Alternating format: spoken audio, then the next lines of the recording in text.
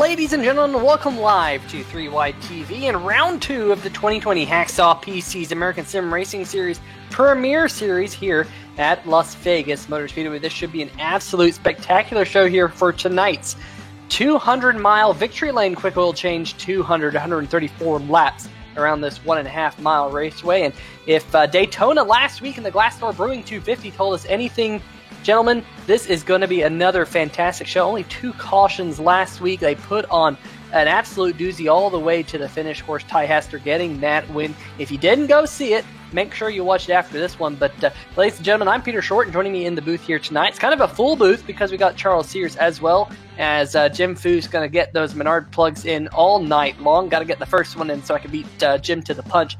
But Charles, it's going to be a fun race here tonight. We saw a lot of racing last week at Daytona, but a very different racetrack this week, only 1.5 miles long. What are you expecting to see? I'm definitely excited to see a bunch of good racing. Essentially, it's going to be follow the leader, where you're going to be chasing down the guy in front of you and, planning and plotting out your time where you're stronger than him so you can make the pass. Passing here is kind of difficult because it is sort of a flat-out race for about first 10, 15, maybe even 20 laps. And then once the tires fall off, it's going to be very difficult to pass. So if you are faster than the person in front of you, you just got to sit there and give it a couple laps until you are able to make that move when you're the person ahead of you makes that mistake. Yeah, of course, this new car package that we have, it wasn't like this a year ago. Very different race 1 year ago here at Las Vegas Motor Speedway. But Jim, definitely having this new package has led to some very interesting races on the 1.5 mile racetracks. Anything you're expecting to see here tonight? Yeah, I'm going to kind of just disagree with everybody in the booth here. And I think we're going to see an extension of what we saw last week at Daytona with decently sized packs of cars. They might be single file packs of cars, but I think we're going to see packs of cars running around the track and more of a draft race than what we're used to at Las Vegas.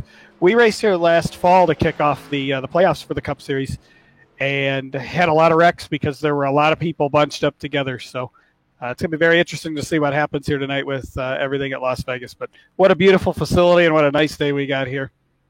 Absolutely. Now, of course, tonight we do have a promoter's option in the field. That is the number 87 of Jay Crable. And, of course, it is the Victory Lane Quick Oil Change 200. Let's see if we can dial up Jay, and let's see if he can support who he is promoting here tonight. Of course, that number 87 of Jay Crable does have Victory Lane Quick Oil Change on the hood. And joining us here in the 3 Wide TV booth is Mr. Crable himself. And, Jay, you got a quick second? I got you guys. How's it going? It is going very, very good up here in the booth, but you, of course, in this race as the promoter's option, tell us a little bit about Quick Oil Change, the Victory Lane Quick Oil Change. Oh, yeah, sure. So a buddy of mine, Garrett Smithley, runs in the Xfinity Series, and for the last few years, I've always kind of ran his cars on iRacing. Well, I ran his Victory Lane scheme, and one of the people that worked there got back to me, and they were really excited about it, and they asked me to continue running it. So we were happy to abide, and we got a race in. They got most of their stores are in Michigan, but they got a few scattered around through Arizona, Texas, and South Carolina. Make sure to check them out at victorylane.net. Very, very cool. Well, great to see those colors on your car once again here tonight, and best of luck in tonight's event. Thanks, guys. Appreciate it. All right. Well, ladies and gentlemen, that is driver number 87 machine. Of course, Jay Crable was putting a pretty good run together last week at Daytona, but here going to be a completely different ball game, like we have been mentioning. And let's see if we can bring up the points. Of course, points don't mean all too much at this point in the season, gentlemen, as we only have one race through the year. But Ty Hester getting that win last week at Daytona, spectacular run. And getting that checkered flag up there at the top. Ed Bray coming in second and Kelsey Rogers in third. And it was a spectacular finish for those top 3 last year. And how about the newcomer Chris Dofer there to the Premier Series coming home there near the top and with 4th place last week. Only 5 markers off the top. Will he come away with the points lead after tonight? Jared Haggerty tied also with 5th points. Shane Parrish, Brandon Stokes, James Lorello, John Jenkins, Christopher Bouchard, and Craig Stykes tied for 10th. But, points don't matter too much at this point in the season, I should say. But You do want to come away with the checkered flag tonight. And Jim, how do you think these drivers are going to be able to come away with a checkered flag? Do you think there's going to be a lot of strategy in play, especially with the new tire rule, which some of the viewers might not be all too familiar with? It didn't play too much of a role at Daytona, but what do you think about this new tire rule? Kind of introduce it to the fans and how you're expecting to see it play out tonight. Well, yeah, this race definitely is going to come down to pit road and pit road strategy. 4 sets of tires for the vehicles. So they have the set of tires that they start the race on and 3 additional sets or 3 additional stops to take tires, whether it's 2 or 4 tires. And that counts as using a set of tires. So really, I think the race is going to be won or lost by how you get onto pit road and how you get off of pit road. It's very slippery down there in turns 1 and 2 on the apron. This is in the desert. There's a lot of sand down there. It's kind of eating up the pavement down there. And then getting onto pit road, you're going from a high-speed turn 3 all the way down to pit road speed, and it's there's not a lot of room to do it. So it'll be really interesting to see how that's done. And the guys that master that will be the guys that are up front at the end here tonight. Very, very easy racetrack to miss pit road, and we've seen that many, many times when you come to Las Vegas, just with that speed differential that you were mentioning there, Jim. So fast. It's one of the fastest racetracks that we actually go to on the series schedule here in the desert, and I'm expecting to see a fantastic race here tonight. But Charles, there looked to be a little bit of issues in practice. We saw a couple cars out there kind of spinning out, maybe getting a little bit loose, and also some very, very tight quarters. And I know that, a lot of these drivers kind of hoping to give each other a little bit room. What were you seeing out there in practice earlier tonight? I was definitely seeing the drivers maybe pushing the cars to the limit, seeing what they're capable of doing. I prefer to do that when I'm driving in practice, just so I know where my braking point is. The other interesting thing, I didn't realize this is a 4-set race. This is the new tire model as well, where last time that you guys ran it for the playoff game or playoff race, it wasn't the new tire model for the Cup cars. So that's going to be interesting too, and that's something to be aware of during pit stops. These cars, especially if anyone takes 2 sets of tires, that car is going to be super loose with cold tires and worn tires on the inside. It's never been a good strategy, especially with these newer models on this short of a speedway, because you can easily get loose in turn 4 and just hit the outside wall and create all sorts of carnage coming up. Yeah, and of course, Las Vegas is one of those racetracks that is very, very aero sensitive with the very, very high speeds that are out there. If you get just a little bit of right front damage, it can absolutely ruin your race, as we see your Daytona race winner back out on the racetrack. This time we're out for qualifying, a 10-minute qualifying session, riding on board with the number 36 of Ty Hester going down the Nellis straightaway. Of course, Nellis Air Force Base just outside the Las Vegas Motor Speedway, now working his way on the top side of turn number 3 and 4, trying to get that number 36 Kirkwood Transportation Toyota wound up. Here he comes to the start-finish line to start his first time lap. Kind of interested to see him not duck down there below the apron to kind of shortcut the first lap, but he's going to keep that number 36 machine kind of wound up there. And Jim, we didn't used to see this type of qualifying except at the super speedways, but with this new package, it seems like a lot of drivers electing to use that first lap to get that machine wound up as much as they can so they can go for it on lap number 2. Yes, with the tapered spacer that they're running now and then the aero package, you take about a lap and a half to get up to speed, and you only have 2 laps in qualifying. So you definitely need to make as much room as you can and have the longest lap possible to get the speeds up here. But I'll tell you what, this is really going to be an interesting qualifying session because he hasn't moved down on lap 2. You would think, there he goes all the way to the white line now, but he hadn't moved down up until that point, so not really sure what's going on here with qualifying. But the groove seems to be moving around quite a bit, as looks like we have been there. Yeah, one thing I noticed when I'm testing this track is turn 1 and 2. You sort of want to be a little bit higher early on because the tires don't have very good grips, like you mentioned earlier. When you get towards the bottom of turn 1 and 2, it can get really slick, really fast, and he probably just didn't want to mess up his qualifying lap because essentially the way he did it, he's one and done. So he probably just took the safe route and just stayed up high, because you can still you're not too slow up in the high line, but you know you don't want to like just wash up the track and then just ruin your qualifying lap for sure.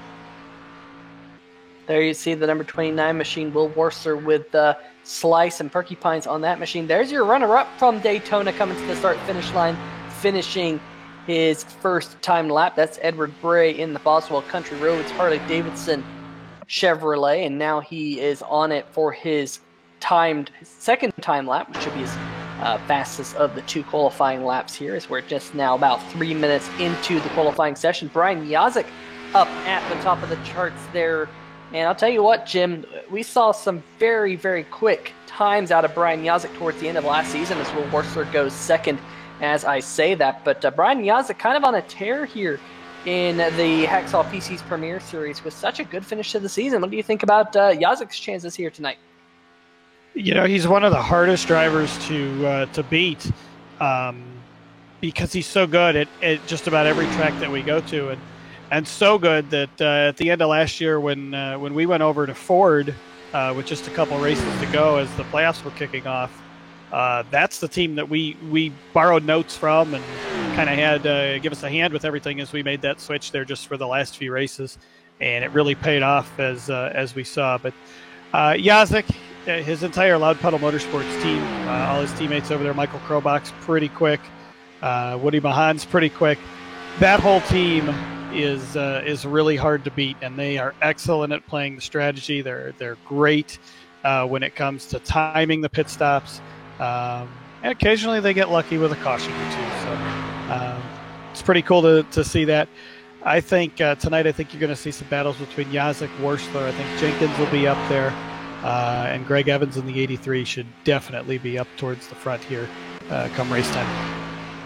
Well, right now you see Brian Yazik, Will Worcester, and John Jenkins, your top 3. How about Eric Stanford in one of those Surf Pro machines? We saw them oh so strong last week, or 2 weeks ago, I should say, in the Kirkwood Transportation Duels at Daytona. Of course, their Glassdoor Brewing 250 did not quite go to plan as they got involved in a couple of accidents with those Surf Pro cars, but I'll tell you what, currently sitting in 6th, and I'll tell you what, I've been really impressed with that Surf Pro team and coming into the league, and Jim, really all 3 of those Surf Pro machines at Daytona looked very, very strong, and here again tonight, Stanford in the top 10.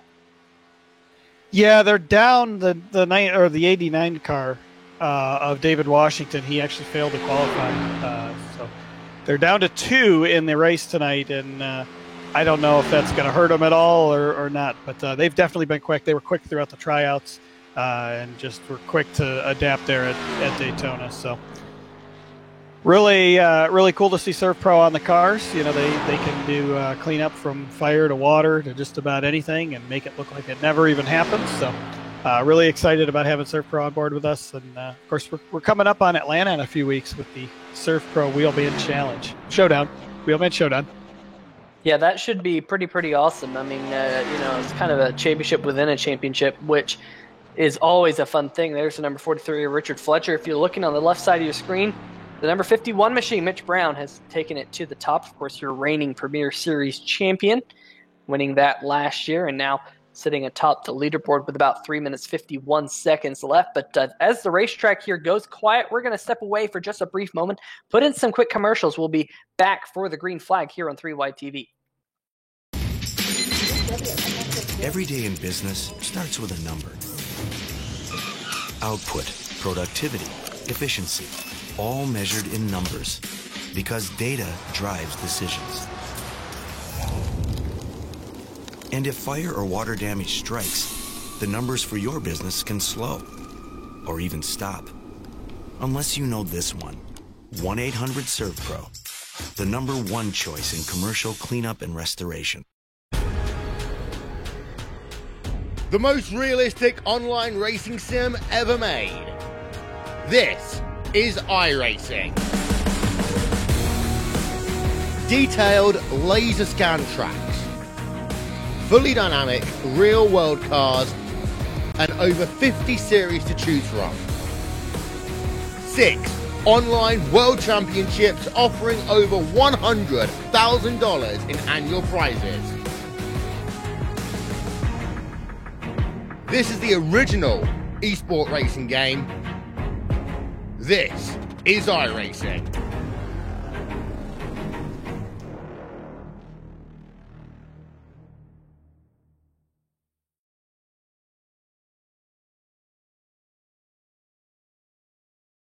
All right, ladies and gentlemen, welcome back to Las Vegas as we get prepped for tonight's not the Glass Door Brewing 250. That was last week. What am I doing? We're in the Victory Lane Quick Oil Change 200 here at Las Vegas. I'm going to jump all the way across the country here on 3 Wide TV.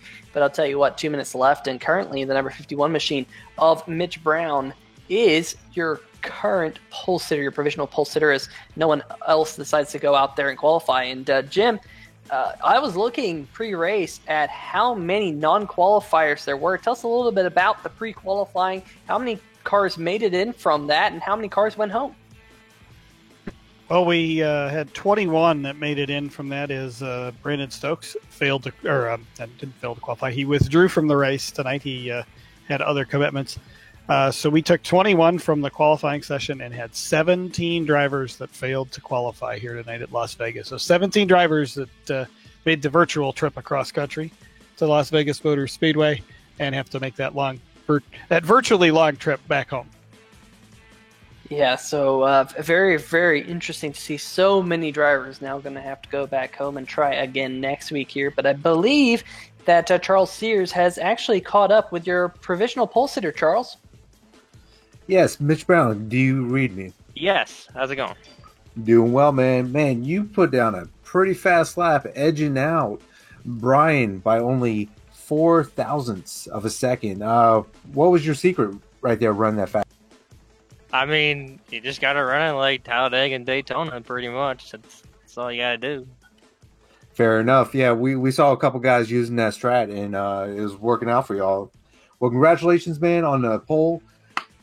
Being on the inside, good luck. And I will say, I am a mini fan of yours. I've only broadcasted a few races of ASRS, but you're always at the top of the leaderboards, man. All right, thanks. Have a good night. Have a good race, guys. All right. Well, that is driver in the number 51 machine, Mitch Brown. Of course, the reigning Hacksaw PC's Premier Series champion. Kind of doing the Triple Crown last year, winning the Truck, the Cup, and the Premier Series titles all in one. Of course, this year, the Cup Series and the Premier Series have aligned with one another, so we don't have to worry about the Truck Series with the Premier Series points no longer. But, of course, Hacksaw PC jumping on board. Make sure to go check them out. Google them, check them out, making some awesome PCs. And, of course, the champion of the Hacksaw PC's Premier Cup Series will get a Hacksaw PC. So I'm sure that is going to be something that all these drivers are hoping to get. But as you can see, everyone is gridding down there on the grid. And it is the 51 of Mitch Brown who will lead them off to the outside, the 55 of Brian Yazik, making up row number 1. Row number 2, we find the number 29 of Will Worthler. Got a couple wins last year in that number 29 machine, looking to get to victory lane once again, with John Jenkins at the number 7 to his outside. Row number 3, the number 3 of James Lorello, and on his outside, the 85 Surf Pro machine of Eric Stanford. Row number 4, the 72 of Michael Krobach, and the number 34 of Kelsey Rogers, your third place driver last week at Daytona. Row number 5, Craig Stykes in the number 57 machine. And the number 97 machine, Andy Veltman, with a great qualifying run to round out your top 10. Take it away, Charles. And in 11th place, we have Sam Crow. 12th, we have Adam Jersky. And 13th, we have Woody Mahan. Sorry about that. 14th, we have Tyler Seville. And 15th place, we have Jay Craybill. 16th, Alan Young. In the 17th spot, we have number 6, Jared Haggerty. In the 18th spot, we have Tony Showen. In 19th, we have Clarence Bonner. And in 20th, on the outside of the 10th row, we have Nick Curling. Go ahead and take it away, Mr. Jim. Starting in 21st, Troy Haight driving the number 28, and alongside Greg Evans in the 83. Jimmy McKee starts 23rd with Lee Staples 24th. Tim Knott starts in 25th position with John Bouchard in 26th. David Wilson in the 3-wide TV number 61 starts 27th. Jordan Berry will start in 28th. Christopher starts at 29th. And Edward Bray rounds out your top 30.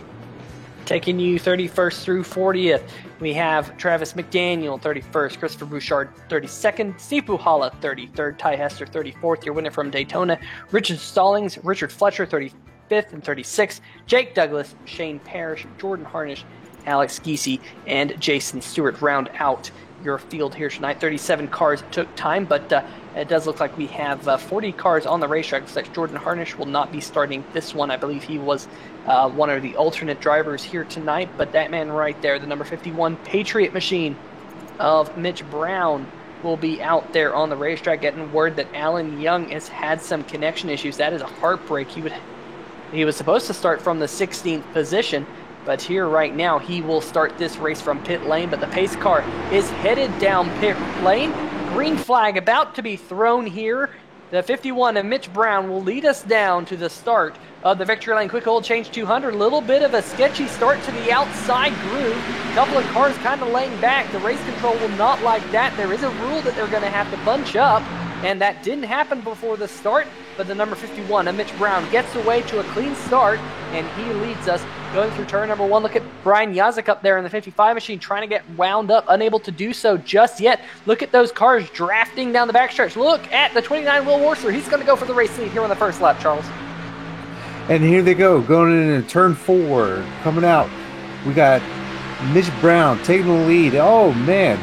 Who's that in the dip down there? 22? 72? Michael did down on the apron, coming out of 4, but it looks like they're going into turn 1. Mitch Brown still holding the lead with Will Worsler in second place on the high side. Number 7, John Jenkins is on the inside. And right back behind them, we have the 55, Brian, trying to defend off James L'Oreal. I'm sorry for mispronouncing, but they're battling for 4th. So right now, it looks like we have a pretty good battle up front with Mitch Brown, Will Worsler, and John Jenkins just duking it out. Man, this is some good pack. This is some good pack racing right here. I'll tell you what, you said it, Charles. The 72 Michael Krobach, fantastic save there on lap number 1. Went from the 7th position all the way back to 13th, but he almost wadded up that number 72. Got really loose coming out of turn number 4. There he is in that HPVsimulations.com Ford, working his way to through turn number 3 and 4 right now, right behind the number 6 of Jared Haggerty. But all this field starting to get strung out just a little bit, kind of getting single file except for your lead pack, because it is the number 29 machine, Will Worsler, leading the way. But let's keep an eye on some of these other cars up in this lead pack. Let's keep an eye on Brian Yazik, that bright yellow machine. Remember, he qualified in 2nd. He slid back to 4th after being shuffled back by Will Worsler, and John Jenkins in the number 7 machine trying to go for the race lead around the outside of that number 29 machine. I'll tell you what, Jim, I'm really impressed with how strong this outside line is here in the early going. Yeah, I didn't expect the outside line to be that quick. I figured that the inside line would, everybody was just kind of down there and they would be pretty much formed up, but the outside line with less cars in it, it has a little bit more momentum. I don't know if that's just because they're able to flat-foot it all the way around the track. Maybe the inside cars are letting off a little bit. Got another lead change with John Jenkins taking the lead in the 7th. Mitch Brown back to 3rd now. But not really sure. The outside seems to be the lane to be in to make that pass for the lead. We'll have to see what happens as the tires start to wear. Yeah, and of course we saw John Jenkins use that outside groove to take that race lead from that number 29 machine. And now that super clean machine's got some super clean air on the nose of it out front. Of course, we were making super clean jokes all last week. That's good for the sponsor to get a little bit of a plug there, but that side-by-side battle now for the 3rd position with the number 3 of James Lorella looking to the inside of Mitch Brown, unable to do anything just yet. And let's keep an eye on that Surf Pro machine. Mentioned him a couple times. And the 85 machine is to his outside. We're going to have pause for a brief moment here for, now that we've completed 6 laps, for Ryan Newman.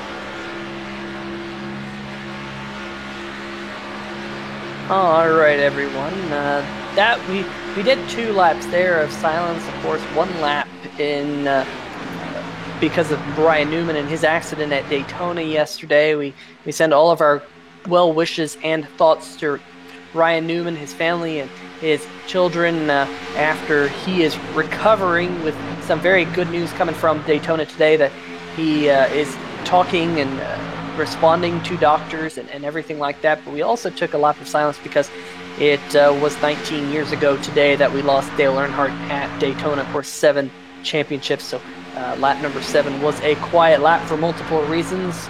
6 laps down for Ryan Newman, and on lap number 7 for Dale. But to tell you what, this field, while we were silent, the field is bunched all back together. And that's very, very impressive to see, Charles. It's 2 by 2 by 2 by 2, pretty much all the way back to around 38th position. Oh, yeah, it looked like Mitch Brown and Eric Stanford almost got into it. Yeah, this is pretty impressive. Looks like the Highline's not where you want to be right now once you get a couple laps on those tires. But, I mean, right there we see Eric Stanford taking 3rd place away from Mitch Brown. They're definitely making that higher line sort of work, and Jim Foose was right. A lot of pack driving, a lot of action driving. It's not just as simple as follow the leader as it was before. It looks like the new tire model is definitely coming to play where, you know, you can ride the high line and get these pack racing right here. And it looks like Mr. Eric Stanford is going for 2nd place, trying to take that away from Will of the 29. Not able to do that, but it looks like Mitch Brown is going to push Will, get him a good lead, maybe cut down in front of Eric, and maybe Mitch can take that momentum coming on the front straightaway.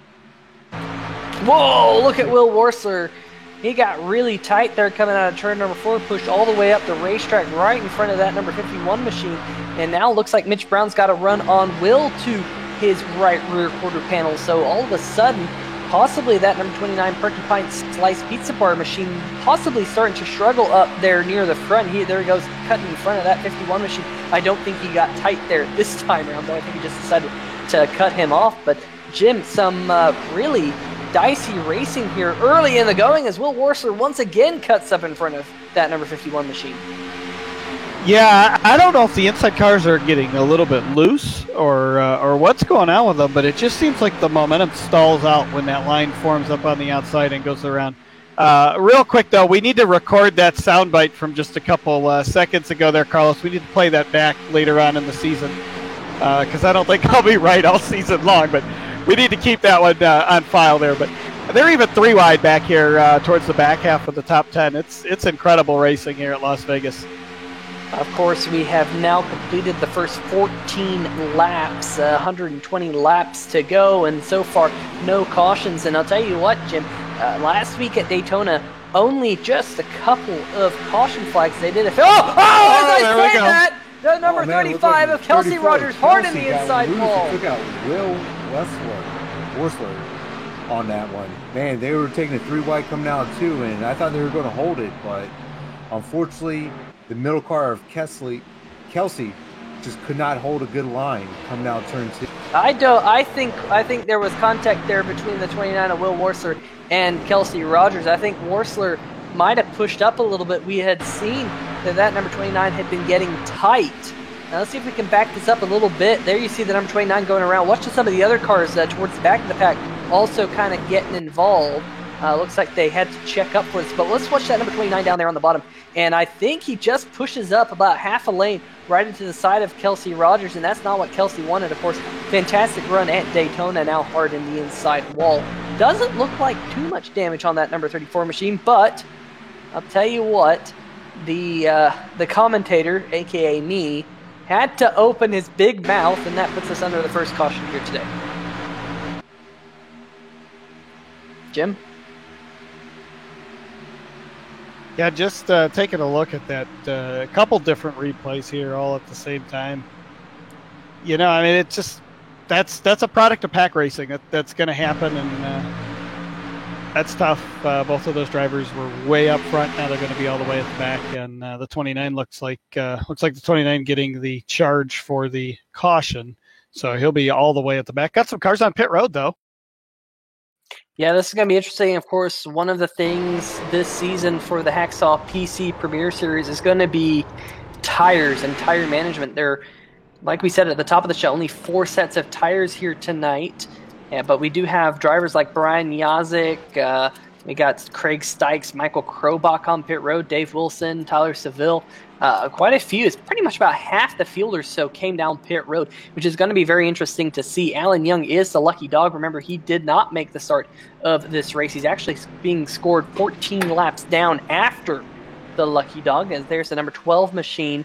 Pretty cool to see that number 12 machine currently driven by Steve Puhala. And let's see if we can focus on Puhala. I wanted to mention this here tonight at some point. That paint scheme right there is a Ryan Newman throwback to the mid-2000s, of course, when he ran the Alltel machine. Of course, once again, sending our well wishes to Ryan Newman, his family, his children, and the like, because, not what you wanted to see at Daytona yesterday. Luckily, and thank goodness, that the good news from Daytona today that he's alert and talking to both family and doctors, but that is something that we all love to hear about, and hopefully he can make it back onto the racetrack here pretty soon.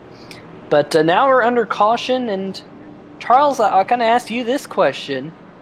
A lot of the field came down and took tires under this pit stop, or under this caution flag, and it's going to be interesting to see. Do you think that's going to work out for them? I mean, or do you think they would have better off saving tires, or do you not know at this point because you don't know how the cautions are going to fall? Yeah, I mean, right now it just seems like sort of a gambling thing where putting your practice on worn tires is going to benefit you if it goes a long green flag run right now. Number 7 to John Jenkins. I think Brian Yazik went down too. Interesting thing was John went in second place, so he went ahead of almost everyone that pit except for Mitch Brown. He didn't pit. But Brian and a couple other drivers went out before John Jenkins, so I'm not sure. Like a handful of these drivers, like Brian, the 57 and Craig, maybe the 61, David Wilson, they might have only taken either gas and or 2 tires. So that's going to be interesting to keep an eye on there to make sure that they have good control, even though the left side tires didn't really get worn in. But that is something I did notice. Number 7 took all 4 tires, where other cars were pulling out of the pits earlier. I think go ahead, Jim. There's really no benefit in taking 2 tires other than the time and a little bit of track position, because you've just used up a set of tires per the rules of this series. So I don't know if I would take 2 tires unless absolutely necessary. I mean, a Daytona or Talladega race, absolutely 2 tires. But here, with the way that we see tire wear at this track, this is a track that you see decent tire wear. I think most of those were fuel stops, but and then the 4 tires on the 7 and a couple other cars. Okay, so most of the other ones that went out before the 7 were fuel only. Okay, that's pretty interesting. I like that.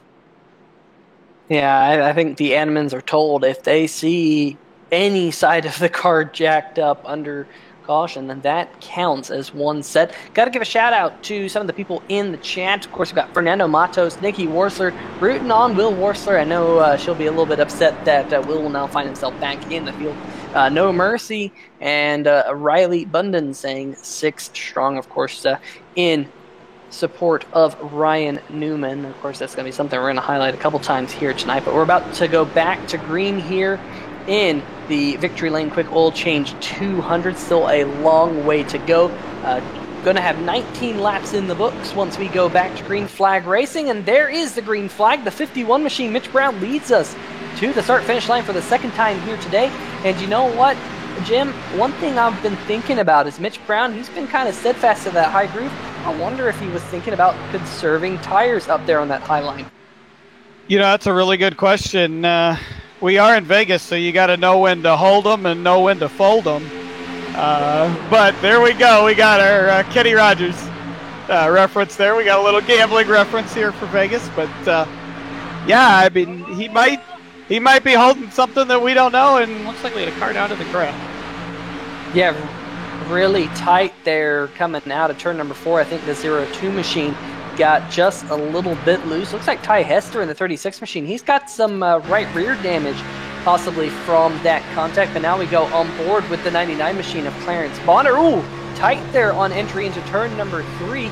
Tight with the number 83 of Greg Evans with the Carolina Simworks. Whoa, look at that, 83 and the 85 almost coming together, coming out of turn number 4. This racing, it hasn't let up at all. They're going for it here in the early going. And keep an eye on Greg Evans. This number 83 machine started 22nd, now trying to go for the race lead over the 51 of Mitch Brown. And of course, guys, we have to think about those drivers who recently pitted and see if they're going to be able to work their way back up through the field. Drivers like John Jenkins, who's now down in the 16th position or so. So there's a couple of things here to watch out for as these laps continue on. Now working lap number 23 of the 134 scheduled here tonight. Jim? And Greg Evans may not be a common name to everybody watching here on 3Wide TV. He is second on the all-time win list here at ASRS. We'll have a trivia question on who's the leader of that all-time win list here in just a moment. But so Greg Evans is second on that all-time win list, actually tied with another driver. But I guess we'll ask our trivia question here, our Hacksaws PC's trivia question of who is the all-time wins list leader in the American Sim Racing Series. And we'll let that go over to chat. And Peter will let us know what the votes are here momentarily. Yeah, I'm going to keep an eye on that, so make sure you make your voice heard if you're in the chat right now. But some great racing out here on the racetrack. What about your promoters option right there in the Victory Lane Quick Oil Change machine? That's Jay Crable. We go on board. Whoa, my goodness. As I say that, Eric Stanford in the number 85 machine looks like he just broke loose coming out of turn number 4, but it was fast. Loose is fast. Isn't that how the saying goes? And he's going to try and go for the race lead. You can see that battle for the race lead looking out front of the Victory Lane Quick Oil Change machine. Just up ahead. Ooh, a little bit of a connection issue there out of the Isla Murata machine. Right in front of this. They're still side by side for the race lead. Stanford and Mitch Brown. Almost 3 wide there. In fact, looks like there is 3 wide there a little bit further back. But, man, all of a sudden, Charles, looks like this race getting absolutely hot and heavy once again. Yeah, for sure. Brown is definitely making that high line work, battling off the 99, the 83, and the 85. He's just saying, no, this is my race. I'm going to be up front. He's definitely doing a good job working, using the tire track. Looks like the 49 is trying to get up there. Right now, Jake Douglas is trying to battle for 4th. It looks like Clarence Bonner was able to get a good enough run off of turn 4 to catch up to the front 3 guys. But it looks like number 6 is up here now. Mr. Jared Haggerty taking 5th place away from Mr. Jake Douglas. Man, this is some exciting racing, like all throughout this field. Like they are just going all over the place. Man, just remind me to never doubt Jim Futh when he has prediction about the race. All right, we're going to have to write that one down as well. Yes, please take that note. You know what's really scary is there's a bunch of guys up here in the top 10 that aren't known for finishing races off. They can be fast. They can run fast laps. They can qualify good. They can run a couple fast laps, and then they're usually in a wreck or two. And you got a handful of those guys right in a little pack together, and that's kind of scaring me. I'm wondering what's next. Guys, I hate to jump in there, but John Jenkins just went from 6th to the race lead in 1 lap. That's what those fresher tires. Remember, he was one of those drivers who came down under this the first caution that we had here tonight.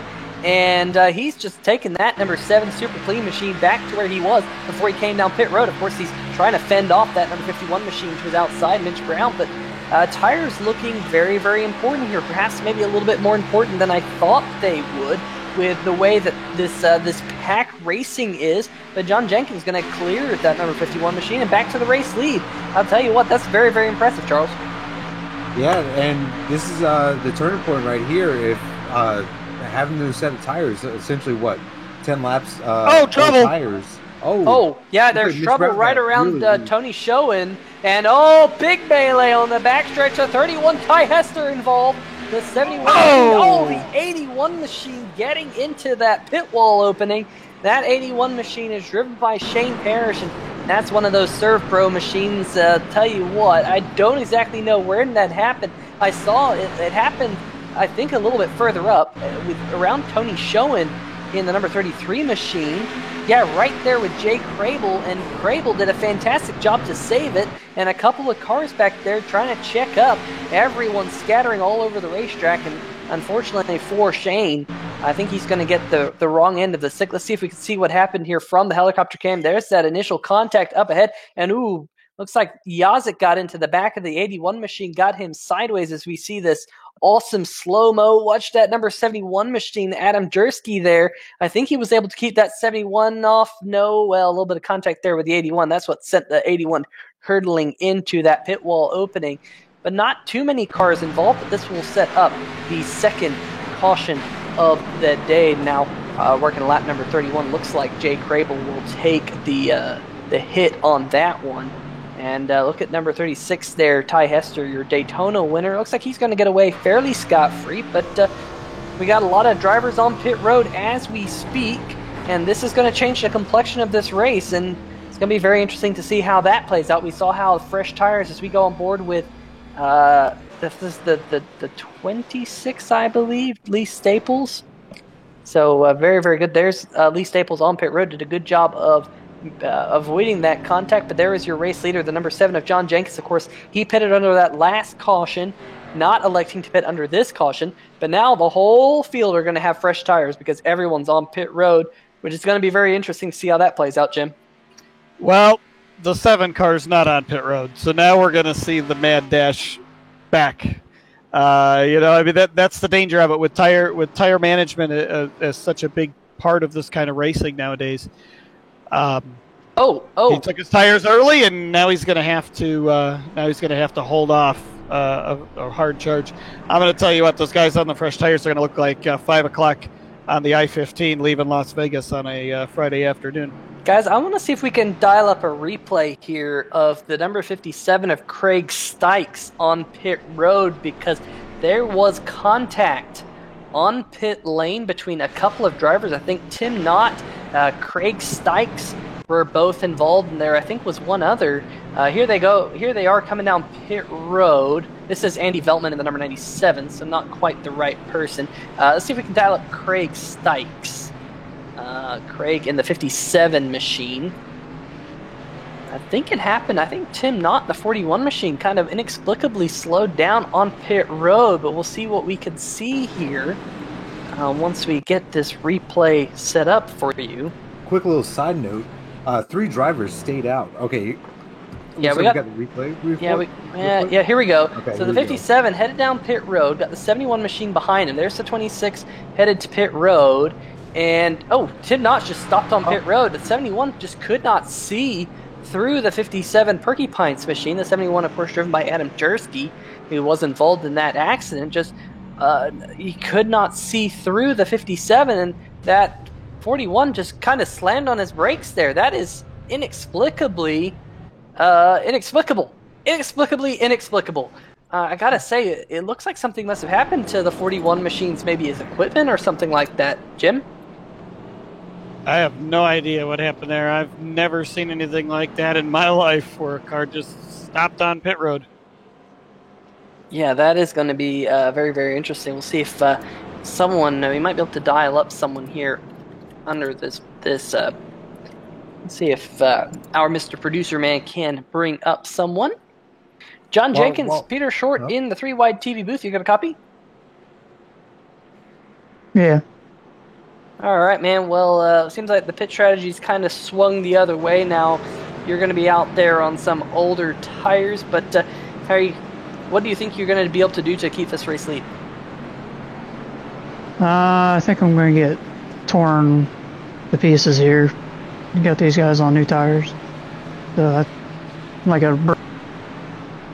right. Well, hopefully that doesn't happen. We've seen a lot of pace out of that number 7 Toyota Camry in the early going here, and hopefully you can keep that super clean machine out front in that super clean air, even with those older tires definitely showing the way here early on in the victory lane. Quick oil change, but we'll let you get back to it as pace car lights are off. Good luck.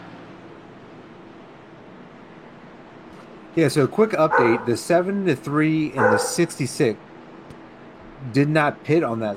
So this is going to be very interesting on this restart. The top 3 drivers have not pit or taken new tires on this go around.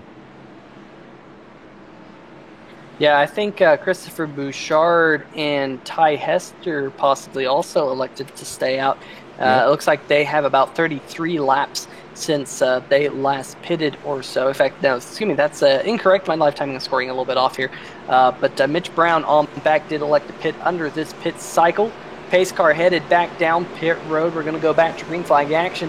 What can that number 7 machine of John Jenkins do? Can he hold off the field? Can he watch out for the wheel spin? As the green flag back in the air, looks like the field rolling quite nicely. And someone jumping up there to the high side, 3 wide, going off into turn number 1. Still 3 wide a little bit further back. Troy Haight in the 28 machine going around the outside, or at least trying to do so. Well, let's see what happens up here at the front. Can the fresh tires of the 51 of Mitch Brown prevail over these 4 cars in front of him? Unable to do anything just yet. Ty Hester coming back in the 36 on the low line. Let's keep an eye on that number 83 machine. Of course, you highlighted, Jim, that the 83 of Greg Evans, winner many, many times here in this series. As caution flag is out, there's cars around on the front stretch. Steve Buhala in the 12 machine, hard in the outside wall. The 53 machine, John Broussard's gone around.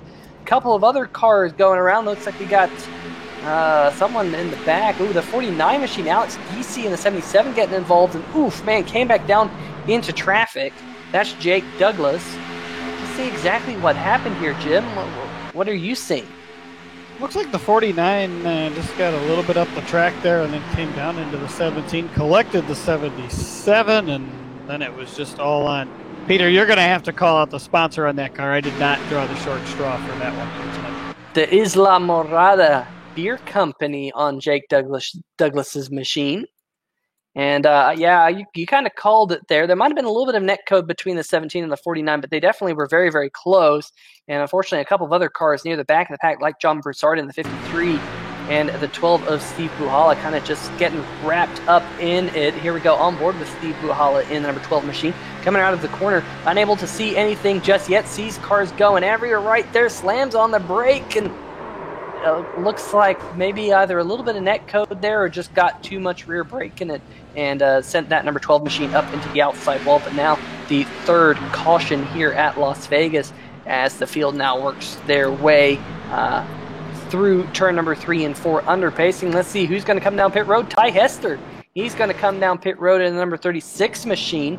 So that's going to send him well back in the pack. Remember, he was one of those drivers who elected to stay out under that last pit stop. We'll see if he decides to take tires on that race car. Yep, tires going on Ty Hester's number 36 machine here. And we also got a couple other cars coming down pit road like Woody Mahan and a lot of the damaged race cars as well. Dave Wilson and the number 61 has quite a bit of damage. There's the number 46 machine. Chris Stouffer had a top 5 finish at Daytona a week ago, but it's going to be difficult to back that up here tonight with a fairly damaged race car. But as I say that, we do have 37 cars on the lead lap. Craig Stykes, the first car, 1 lap down with the unfortunate damage under that last pit sequence that we had. And there is your lucky dog, the number 34 machine of Kelsey Rogers, 10 laps down.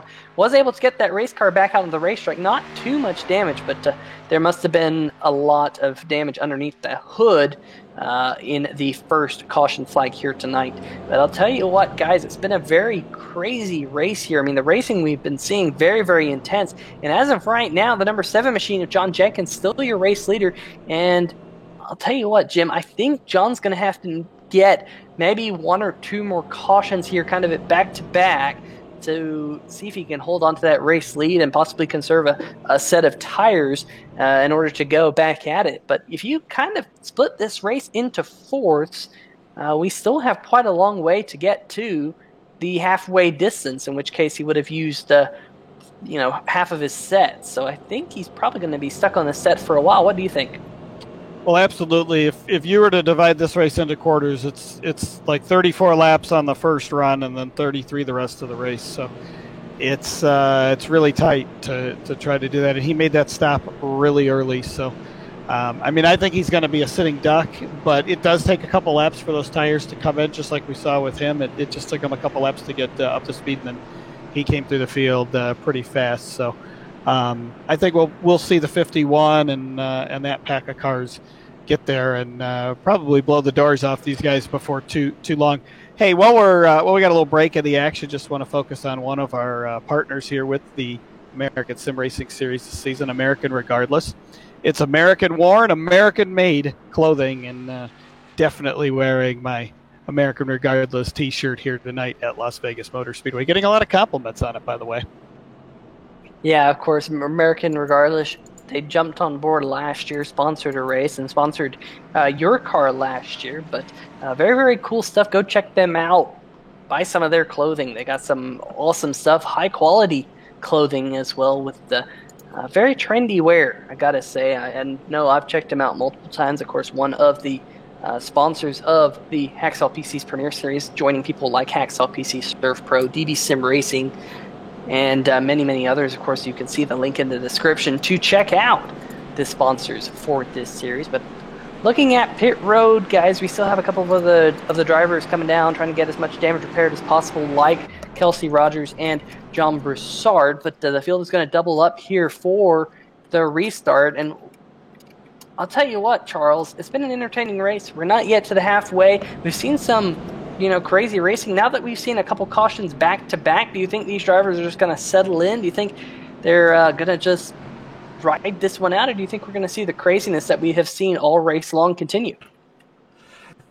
I honestly don't know. I don't know what to expect coming up. I do know that there's still 4 cars up front that haven't pit on that last pit stop. The 50, the 66, the 3, and the 7. So if John Jenkins is definitely the faster of these 4 drivers, it's good that he has a nice little buffer between him, Mitch Brown, Eric Stanford, Greg Evans on this restart. But let's hope for the best right here coming up. I don't know, with these 4 lead cars with older tires, we could see something crazy about to happen in like 5 laps or so. We haven't seen the big one yet. You're expecting Absolutely, there will be a big one. Well, we have tried to see the big one, but we'll see if it happens on this run. But pace car on pit road once again. Green flag has been unfurled. We're back to green flag action, led by the number 7 of John Jenkins, Jake Douglas in the number 49 machine, and the Isla Morada Beer Company out of Fort Pierce, Florida, still sitting on pit road trying to get as much damage repaired as possible. But here we go again. Big wreck right up at the front. There's the number 50, Christopher Bouchard. And we got more cars spinning around. Oh, looks like the 99 Clarence Bonner involved. The number 12 getting involved once again. That's Steve Buhala back there. But I think the number 99 machine, Clarence Bonner, got a big lick on the inside. That number 50 of Bouchard going around. Not too much damage on that number 50 machine, which is good news for him. But let's see what happened here. Looks like possibly a little bit of a nudge there from the 51 and the 81 coming together. And very, very tight racing. Excuse me, that was the 85 of Eric Stanford. Very, very tight racing. And that's going to be a tough one to call there, Jim.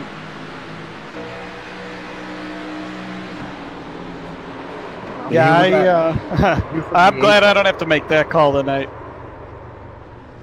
Yeah, that was kind of tough. It looked like the 85, the 50 sort of went a little high, then 85 saw a door to make it 3 wide, and then just, a little movement, and he just went up a little bit, and unfortunately the 50 wasn't given a lot of room.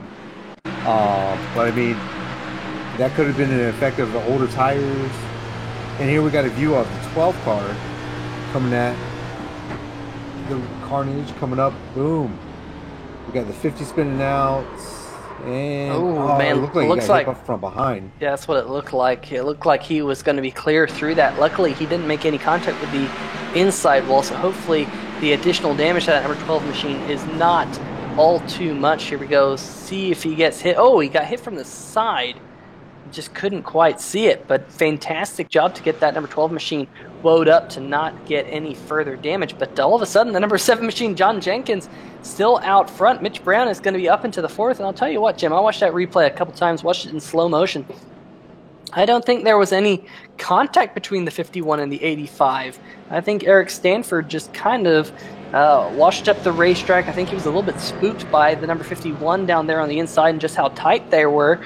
and I think he just decided to move up the racetrack to give him a little bit more room, and when he did so, there was unfortunately the number 50 of Bouchard to his outside.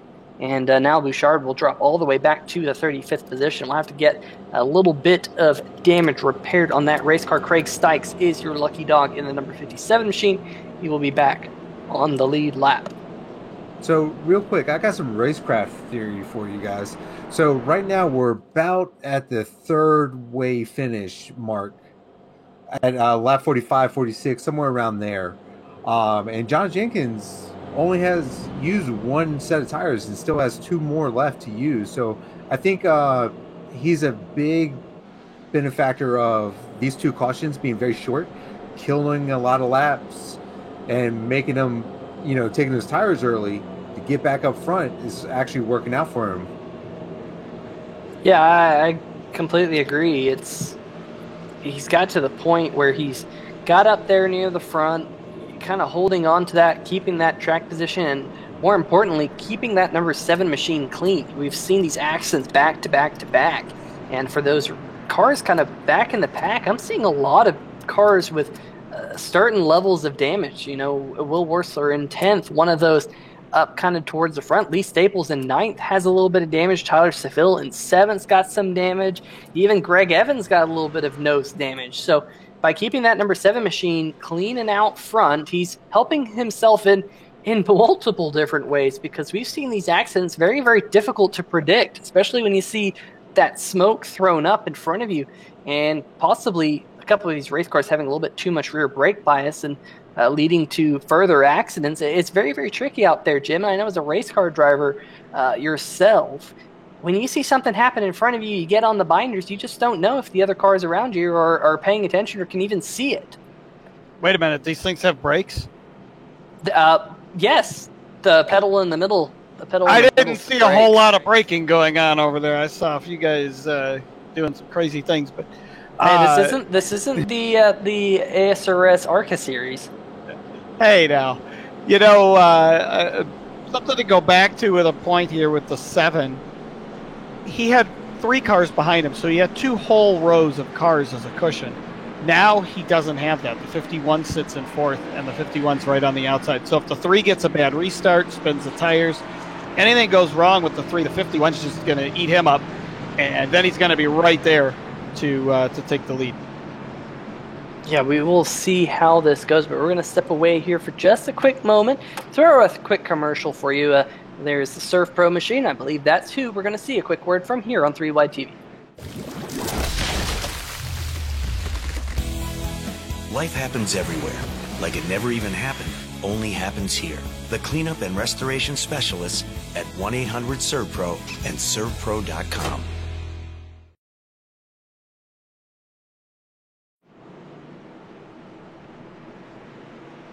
All right, everyone. Welcome back to Las Vegas Motor Speedway for tonight's running of Victory Lane Quick Oil Change 200. Make sure you give us a like and make sure you say something in the chat. Cody Leland saying, yeah, buddy. I'll tell you what, that those people in the chat right now getting their money's worth, because so far this has been a great show. Pace car lights are off. Pace car coming down pit road. We're going to go back to green flag action. Once again, we've now worked a couple of cautions. Can John Jenkins hold on to this race lead? Green flag back in the air. That number 7 got an enormous jump over the number 3 of Lorello, which is outside. But let's keep an eye on what can Mitch Brown do. Fresher tires on that number 51, Patriot Media and Marketing Services Toyota. But on the outside line, which looks like it takes about a lap and a half to get wound up. Let's see what James Lorello does as he kind of jumps it out that outside line. We're 3 wide almost for the second position going off into turn number 3. Mitch Brown keeping his foot in it on that high groove. Can he get a run coming off the corner? Not quite able to do so, but all of a sudden, Mitch Brown up to 3rd. And Jim, this is exactly what you're saying. That number 7 machine doesn't have many cars buffer between himself and the faster, fresher tires of the number 51. How long do you think it will take Mitch Brown to get to the race lead? I don't think it's going to take very long, but they better all be looking in their mirrors. The 29 has fought back into the top 10 from an earlier penalty. The 26 car is up there. The 11 car has suddenly emerged. The 33 car. These are fast cars. that are back in this front pack. The 65 car also up there right now, battling. And nice little block there on the 83.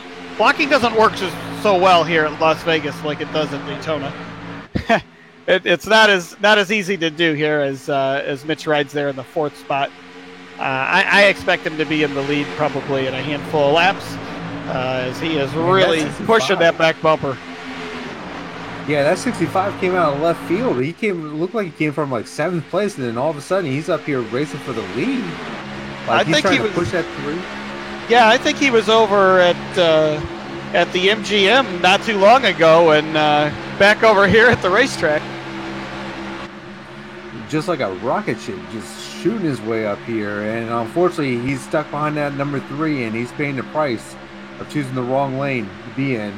But I mean, the number 7, John Jenkins, he's definitely doing a great job, and you sort of notice he's running a slightly higher line than he was earlier, dropping down to the apron. But that 3 and 4 was definitely one of the higher lines that I've seen all day, and that's probably not a benefactor, but just a product of being on older tires. You know, you can't hold the bottom line, especially coming out of 4.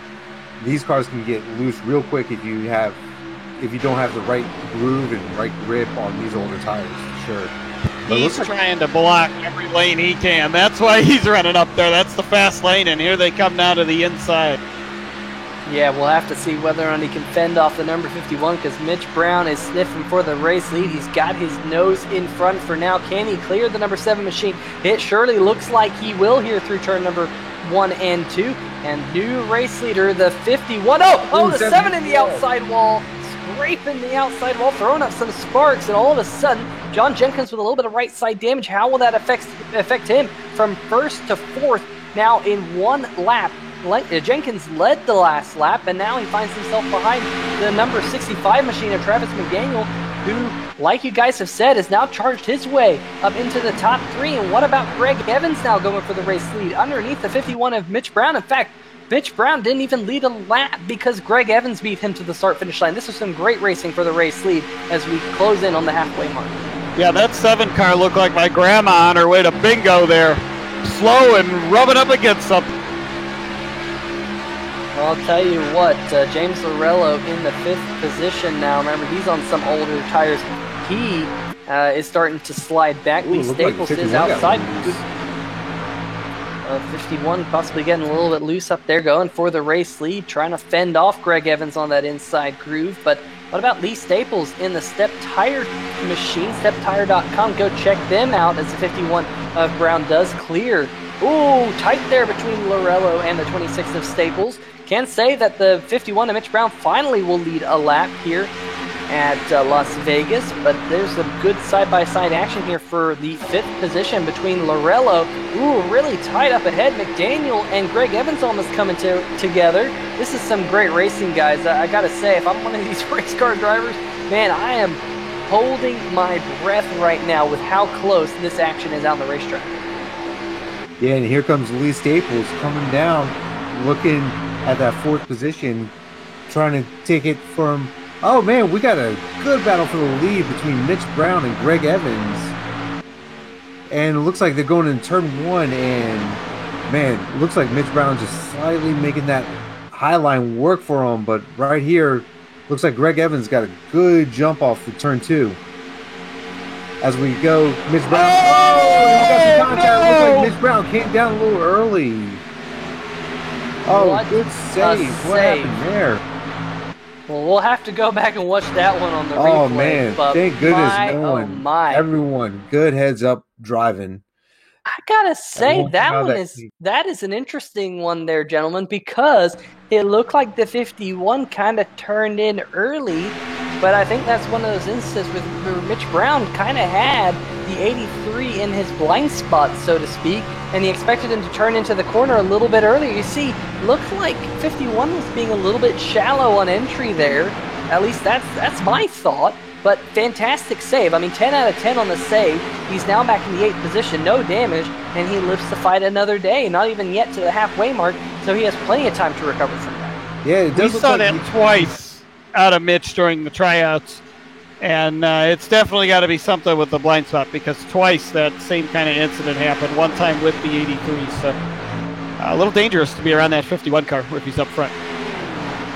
And Mitch Brown now having a little bit of connection issues, actually, in turn number 1 and 2 last time. Left front fender on Mitch Brown 51 car.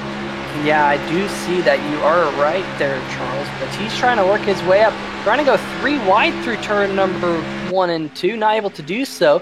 But let's see what Travis McDaniel can do now up towards the front, as McDaniel right behind Greg Evans after that little bit of contact for the race lead between the 83 and the 51. Still the 51's trying to go 3 wide on this field. We got to keep an eye on that number 51 machine, because he's going to go 3 wide when he can get it. Not quite able to stay 3 wide there through the tri-oval, but he is to the outside of number 3 of James Lorello as we jump back up front. The 65 Travis McDaniel still just hunting for the race lead right behind that Carolina Simworks number 83 of Greg Evans. Jim, this is some fantastic racing. It's pretty much all throughout the pack. Yeah, it's starting to get single file up front, though. So that has settled down. That lead pack of 4 cars, John Jenkins still right in there. But then back here, that's... Looks like the 11 of Tyler Seville is trying to take 3rd position away from John Jenkins, and it looks like he's going to make that pass successful as we say that. But then up front, we got the 65 of Travis trying to look underneath 83 of Greg Evans, but cannot see an opening yet. As we're on lap, what does that say, lap 68?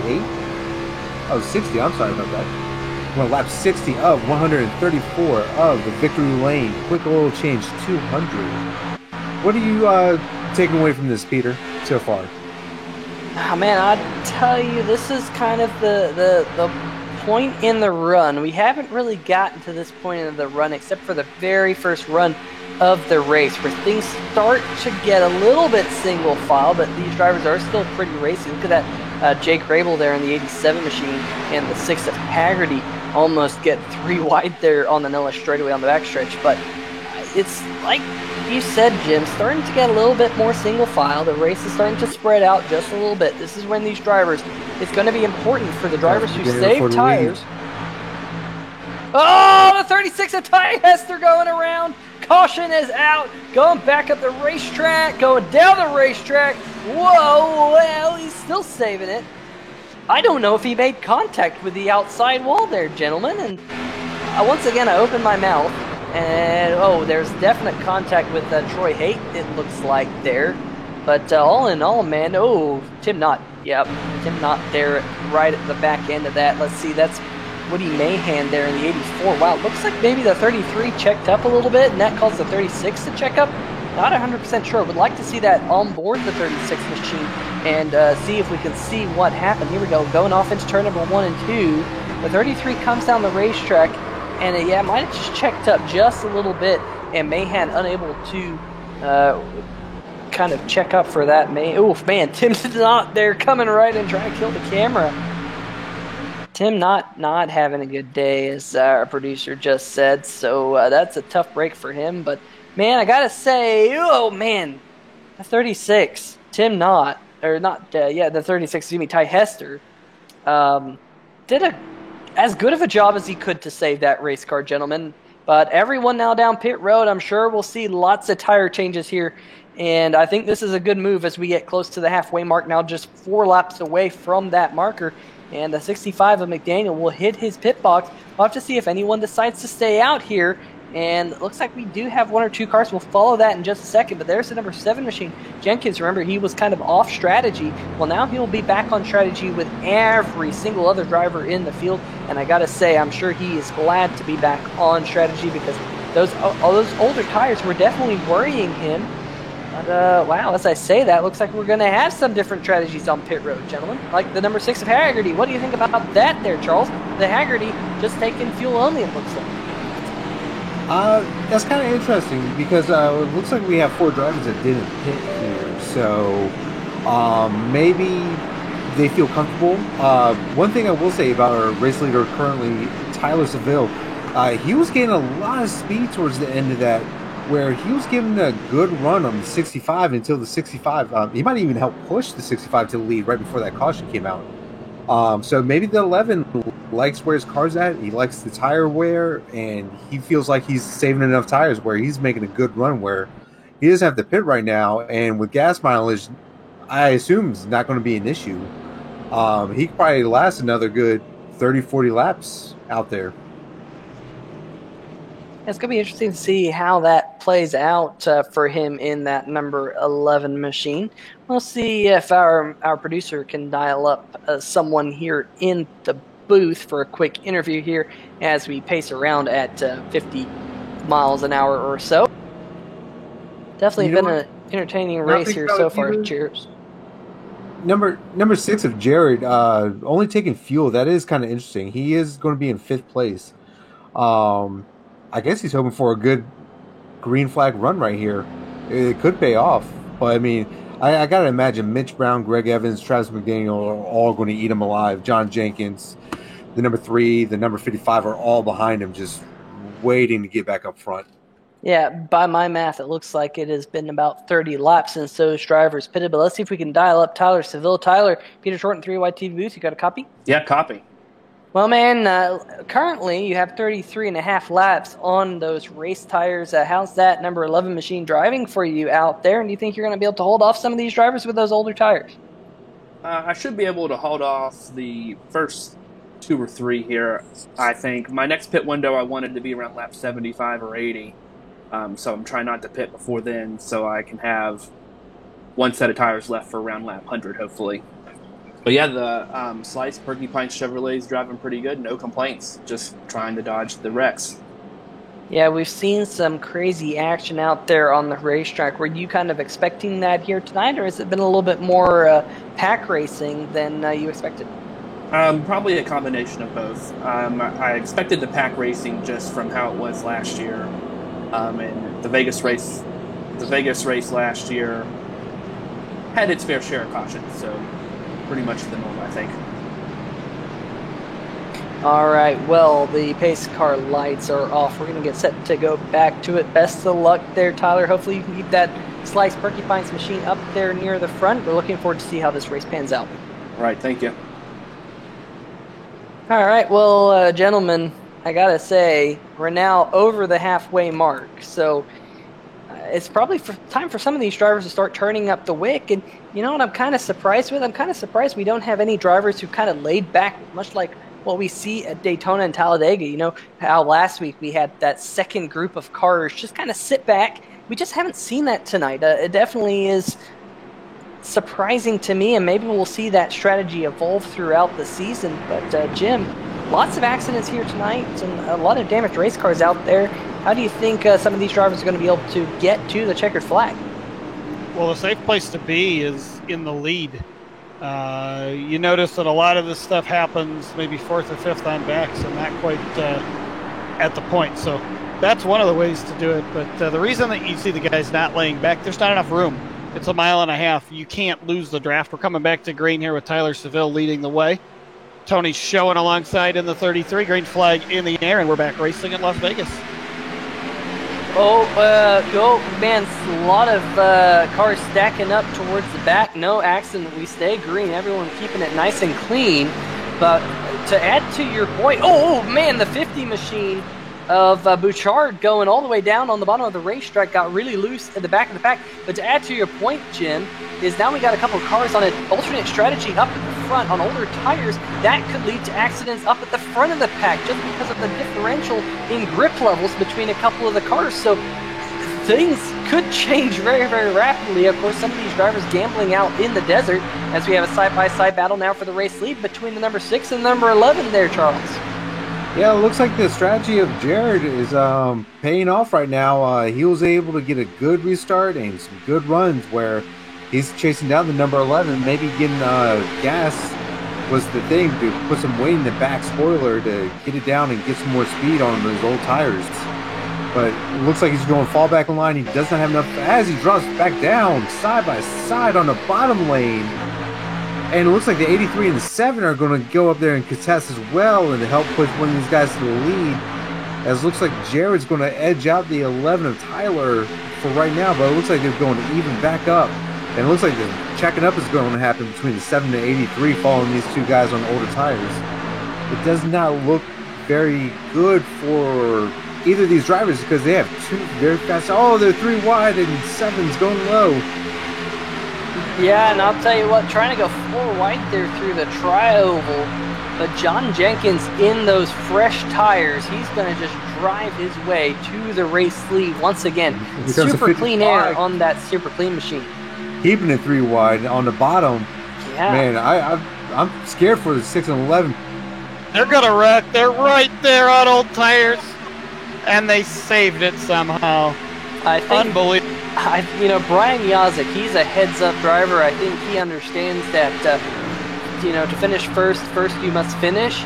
And I think he backed out of it there on the bottom of that 3 wide. But I've been keeping an eye on this HPVsimulations.com machine. Remember, he was your outside pole sitter at the start of tonight's race. Almost contact there between the 6 and the 83. Evans and the number 6 of Haggerty almost coming together on the backstretch. But I've been keeping an eye on Yazik. He's slowly been working his way forward after getting a little bit of right front damage. Was in the top 10 thereabouts when we went back to green about 40 laps ago now or so. But Yazik has slowly been creeping towards the race lead as this race goes on. And looks like the field now catching up to the 41 of Tim Knott. We'll see how this works out.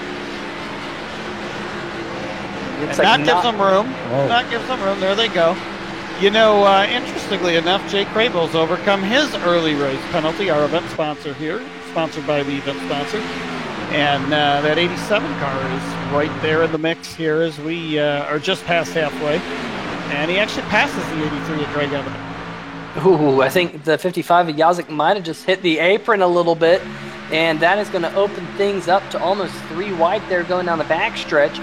Very, very tight, and Crable there now inside the top 10. In fact, he was scored 5th place at the line last time by. What about James Laurel? Remember, he was kind of on the alternate tire strategy, much like the number 7 machine of John Jenkins was. He's still up there near the top. And the 65, Travis McDaniel, he was battling for the race lead not too long ago. Now he's back in 7th, so things shuffling around up at the front.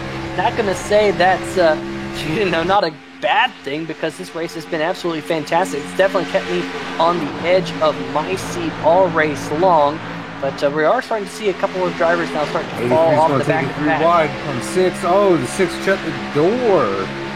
He said, "No, sir, you are going to push me up front." I mean, I'm sort of impressed that the 6 and 11 are still out here up front, keeping it together. 6 does look a little tight on the turn on the high side, but luckily the 83 is just sort of doing a good job pushing, keeping up with the bottom line as well. With Brian, Jake Crable's taking it 3 wide underneath. Oh, these drivers, looks like 55 and Brian is going to edge out, but they're still holding 3 wide going into the front stretch, and it looks like they're single filing. Oh, close contact. I'll tell you what, some of these drivers are having a hard time figuring out. Man, Travis McDaniel in the 65, man, saved it. I was going to say some of these drivers are having a little bit of a difficult time to kind of figure out where the other cars around them. And I know the iRacing spotter, of course, the iRacing simulation is the simulation that we're using here. The spotter is just not the best spotter in the world. It doesn't tell you exactly what line the other cars are in. And that's something that a lot of these drivers are going to have to deal with. They're going to have to look at their mirror, look at where the other cars are around them, as we see Jake Crable now going to the inside of the 55 of Yazik going through turn number 1 and 2 as the field is about to catch the tail end of the number 81 of Shane Parrish. Parrish is going to stay up high here through turn number 3 and 4, let the field by much like Tim Knott did, but briefly 3 wide here, Brian Yazik and Jake Crable going to get around that slower lap traffic. But whoa, this is the trickiest portion of the racetrack. Turn number 4, we've seen so many accidents there over the years because the track kind of narrows up and a lot of the field caught that number 81 machine kind of at the wrong spot. Guys, let's see if we can talk about the 51 machine of Mitch Brown. Remember, he was up near the front early in this event, keeping an eye on him. He's now down to 18th position. Last time he was on pit road, didn't really have a bad pit stop either. So all of a sudden, Mitch Brown kind of dropped back. I wonder if he's saving tire or exactly what's been going on with this driver right here, number 51, Mitch Brown. You he got to still might wonder. be feeling out. You got to wonder because he had that incident when he was up front. If nobody wants to work with him, it seems like they get to him and then they scatter around him. So I'm wondering if people just don't want to push him, don't want to be near him because of how tight it's been around him lately. Well, I know, and I know you mentioned this earlier, that he's got a little bit of damage on the left front of that machine. I don't see that damage anymore on that 51 machine, Charles. I wonder if he just came down pit road, got some of that damage fixed. Looking at his looks like, there you can still see a little bit of damage. You can see a little bit of the top bit, tire and everything. I think it's a little bit less than it was earlier, so I just wonder if he got some of that damage fixed from that contact, and that's kind of dropped him back. I'm possibly seeing a couple of cars in the grass on the front stretch, including the number 34 machine of Kelsey Rogers. Not quite sure what happened there. Looked like there was contact between the 34 and the 49, but it didn't bring out a caution here. One thing I will say, though, real quick to interrupt you, the 11 has dropped back from second, and it looks like he's in 12th now, and he keeps falling back. Those tires have completely fallen off, where he is just falling back, losing positions to everyone. As we check out the replay, it looks like the 34 and the 48 went through the grass. They spun out, but luckily they were able to keep it off the track, and no caution came out. Yeah, we're going to have a battle for the lead here with the 55 pushing on that 7 as they approach the 49. Yeah, the 49 of Jake Douglas being scored down in 38th position. He's going to stay high up on the racetrack and let these leaders by, because that bright yellow and blue of HPPsimulation.com Ford Mustang is closing in on the number 7 of John Jenkins. And with the buffer that the number 7 machine had, I kind of wondered if he was going to back off a little bit, save tires until the rest of the field got around the number 11 machine. But the number 11 of Tyler Seville now dropped down to 15th position. So that slip sliding through the field continues. Let me see if I can see where some of the other drivers who have yet to pit are. Tony Schoen down to 24th. Dave Wilson down to the 26th position.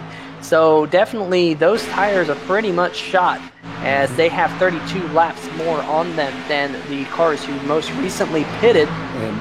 And the number 6 is all the way down to 21st. It looks like he's losing some more spots. 22nd, maybe even 23rd to Mitch Brown.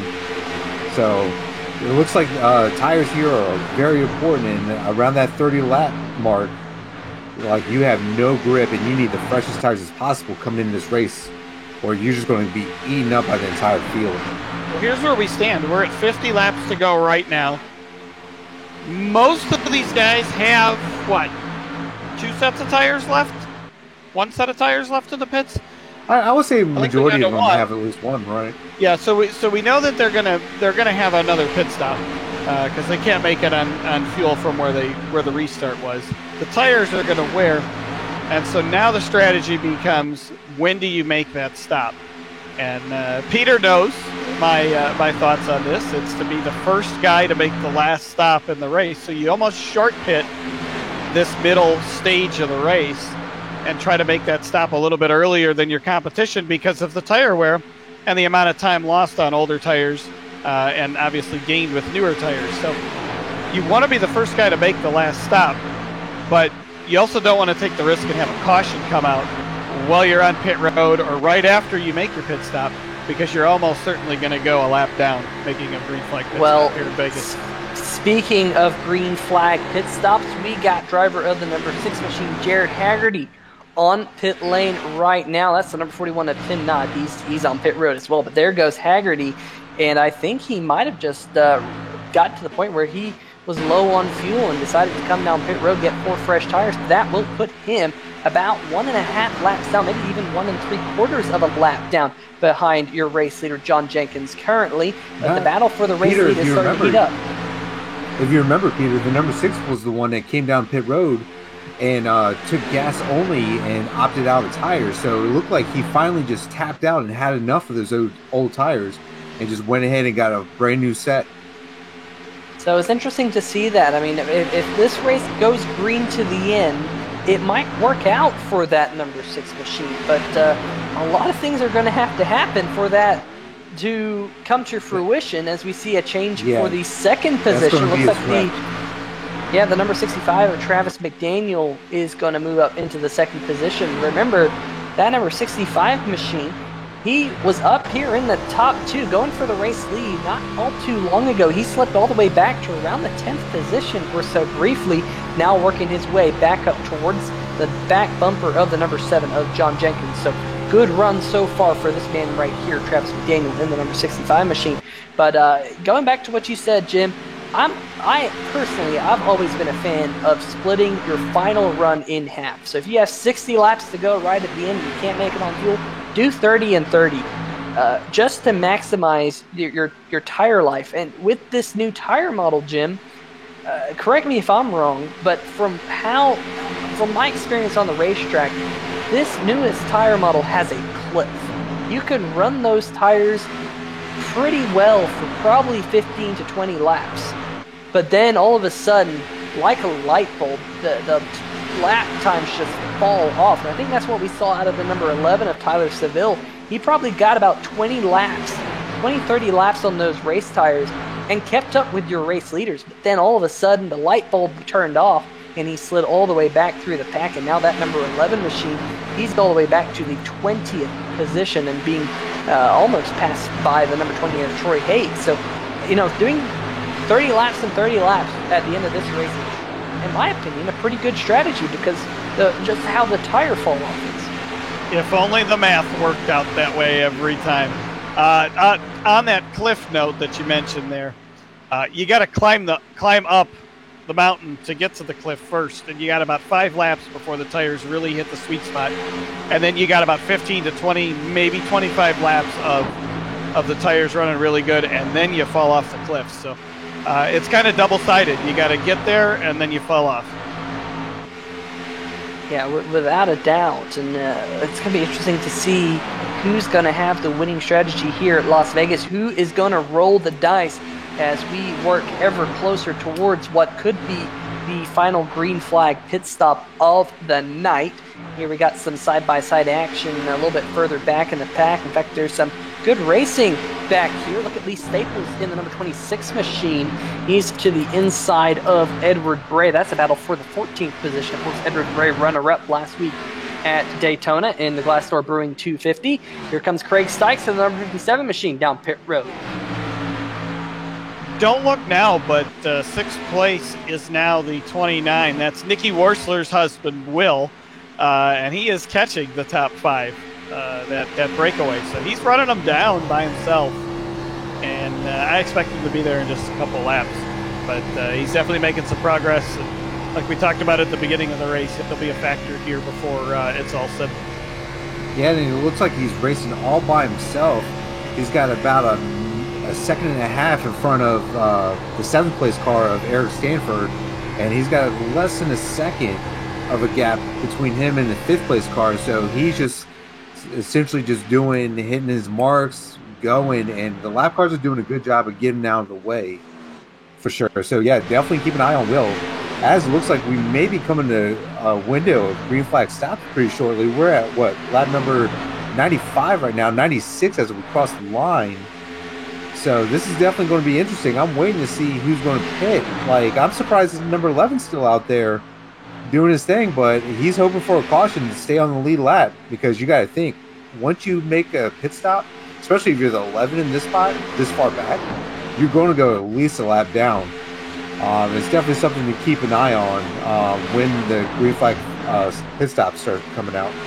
Yeah, Crable was just on pit road for, I'm assuming, 4 tires, some fuel, and a Victory Lane oil change, but he's down and away. He'll be back in the mix hopefully as this continues on. He was one of the fast guys and had fallen off there just a little bit as this 5 to 6 car breakaway has kind of set. And now John Jenkins breaks away from.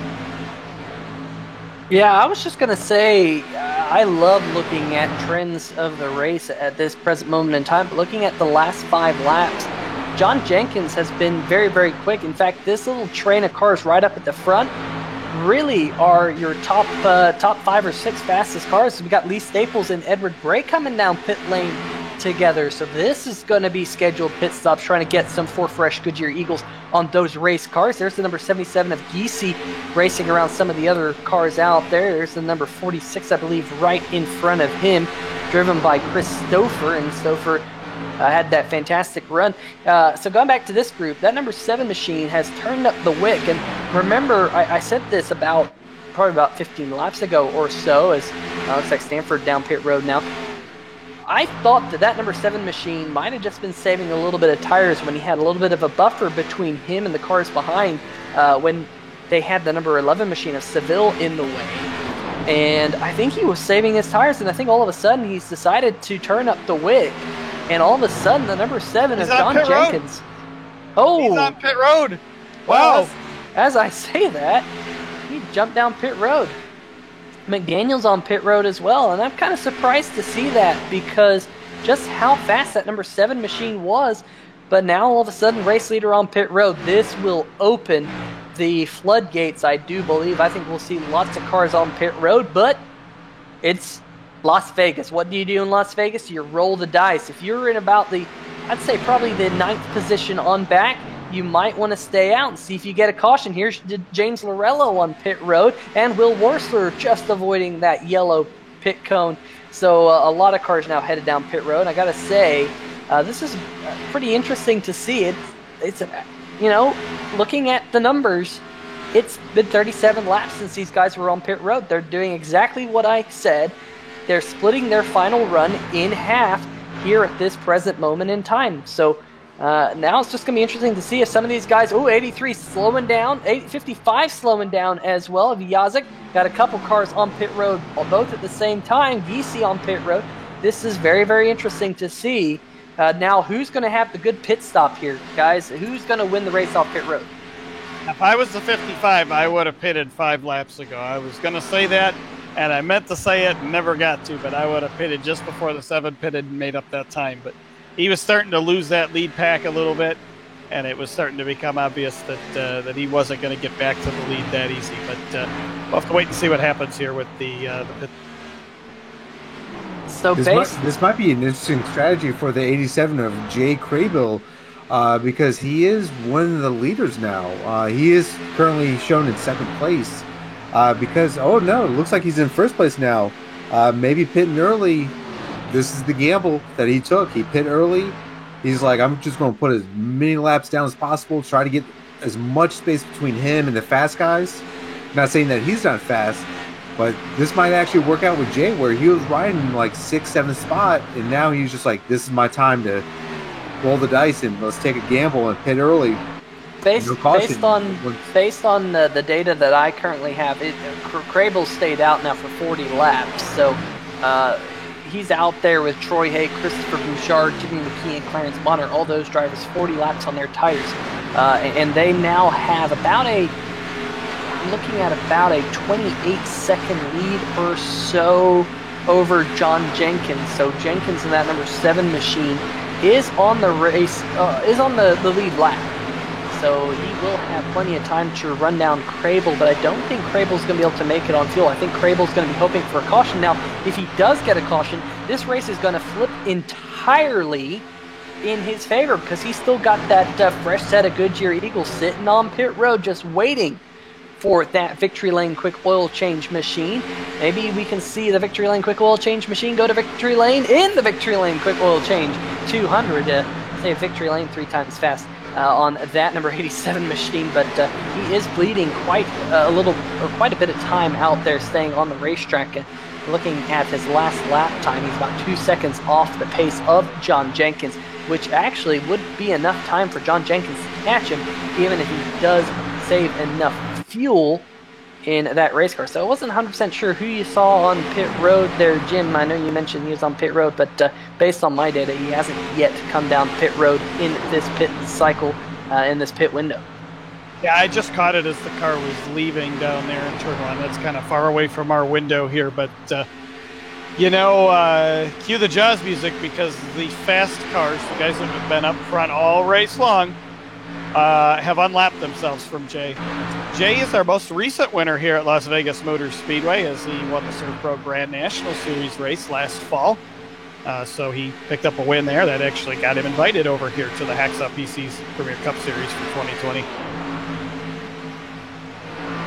One other driver who elected to stay out for quite some time was Mitch Brown. Remember, Mitch led a good number of laps early in this race, but he's finding himself currently being scored in 27th position. So this is not the night he was hoping for in that Patriot Media and Marketing Services Toyota. Of course, your reigning Hacksaw PC's Premier Series champion, right in front of the number 11 of Tyler Seville. So those two cars working together on the racetrack to see if they can gain a couple more positions. But as of right now, not looking like a good night for Mitch Brown. There is the 55 and the 29 of Will Worsler. This is a battle for position. This is, in fact, a battle for the 9th position as they head off through turn number 1 and 2 with 27 laps to go. Got the 83 of Greg Evans, but I'll tell you what, folks, there is a battle for what would be the race lead if this all was to shake out right now between these two guys right here. Don't die there, Jim.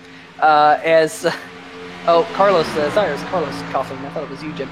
But John Jenkins and Travis McDaniel, as they worked their way down the front stretch off into turn number 1, looked like the number 7 kind of stretched it a little bit on pit road, got a good pit stop, but the number 65 of Travis McDaniel been able to close in here. And I'm just wondering, maybe Jenkins saved his tires a little bit and allowed that number 65 to come back through his back bumper there, Jim. Kind of a little bit of gamesmanship probably out of this number 7 machine. Remember, we're in Vegas. You got to know when to hold them and know when to fold them. As we get another reference right there for Kenny Rogers. I actually think the 7's not trying to put too much pressure on because he knows he's faster than the 5 guys in front of him because he just has fresher tires. And 65, I think their job right now is just to work through the field and maybe save some tire for the last 5 laps because that's when they're going to be racing each other. And I think they both are. I would imagine both drivers are aware of that, where they know they're probably going to be the top 2 going for the race win when they're 5 seconds ahead of Greg Evans, shown in 8th place right now. But this is definitely going to be interesting once a caution comes out. Unfortunately for Jay Craybill, that's got the lead right now, he needed that caution like 10 laps ago when all but 8 drivers were a lap down. So that's unfortunate. And Jim, I'm curious to know if you happen to know just how many laps they can make it on field, because Jay Craybill, he's got about 48 laps now on his on that race car. I know at last week at Daytona they could do about 33 laps. This racetrack not quite half the distance, a little bit more than that. So you would think that they can go probably about 55, possibly 60 laps. That would be kind of pushing it. So I would think Craybill here needs a caution within about the next 5 laps, or else he'll run out of fuel. What do you think?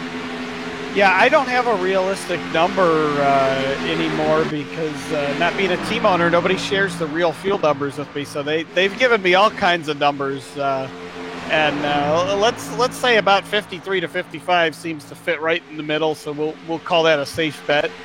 But I've heard just about everything. So don't have a real number for fuel, but I'd say probably in the next couple laps you're going to see the 87 at pit road here. Speaking of pit road, we actually have a driver who has taken his car to the garage. That's the number 57, Perky Pines Slice Pizza Bar machine of Craig Stykes. So that is not the night he wanted after that contact on pit road around the halfway mark.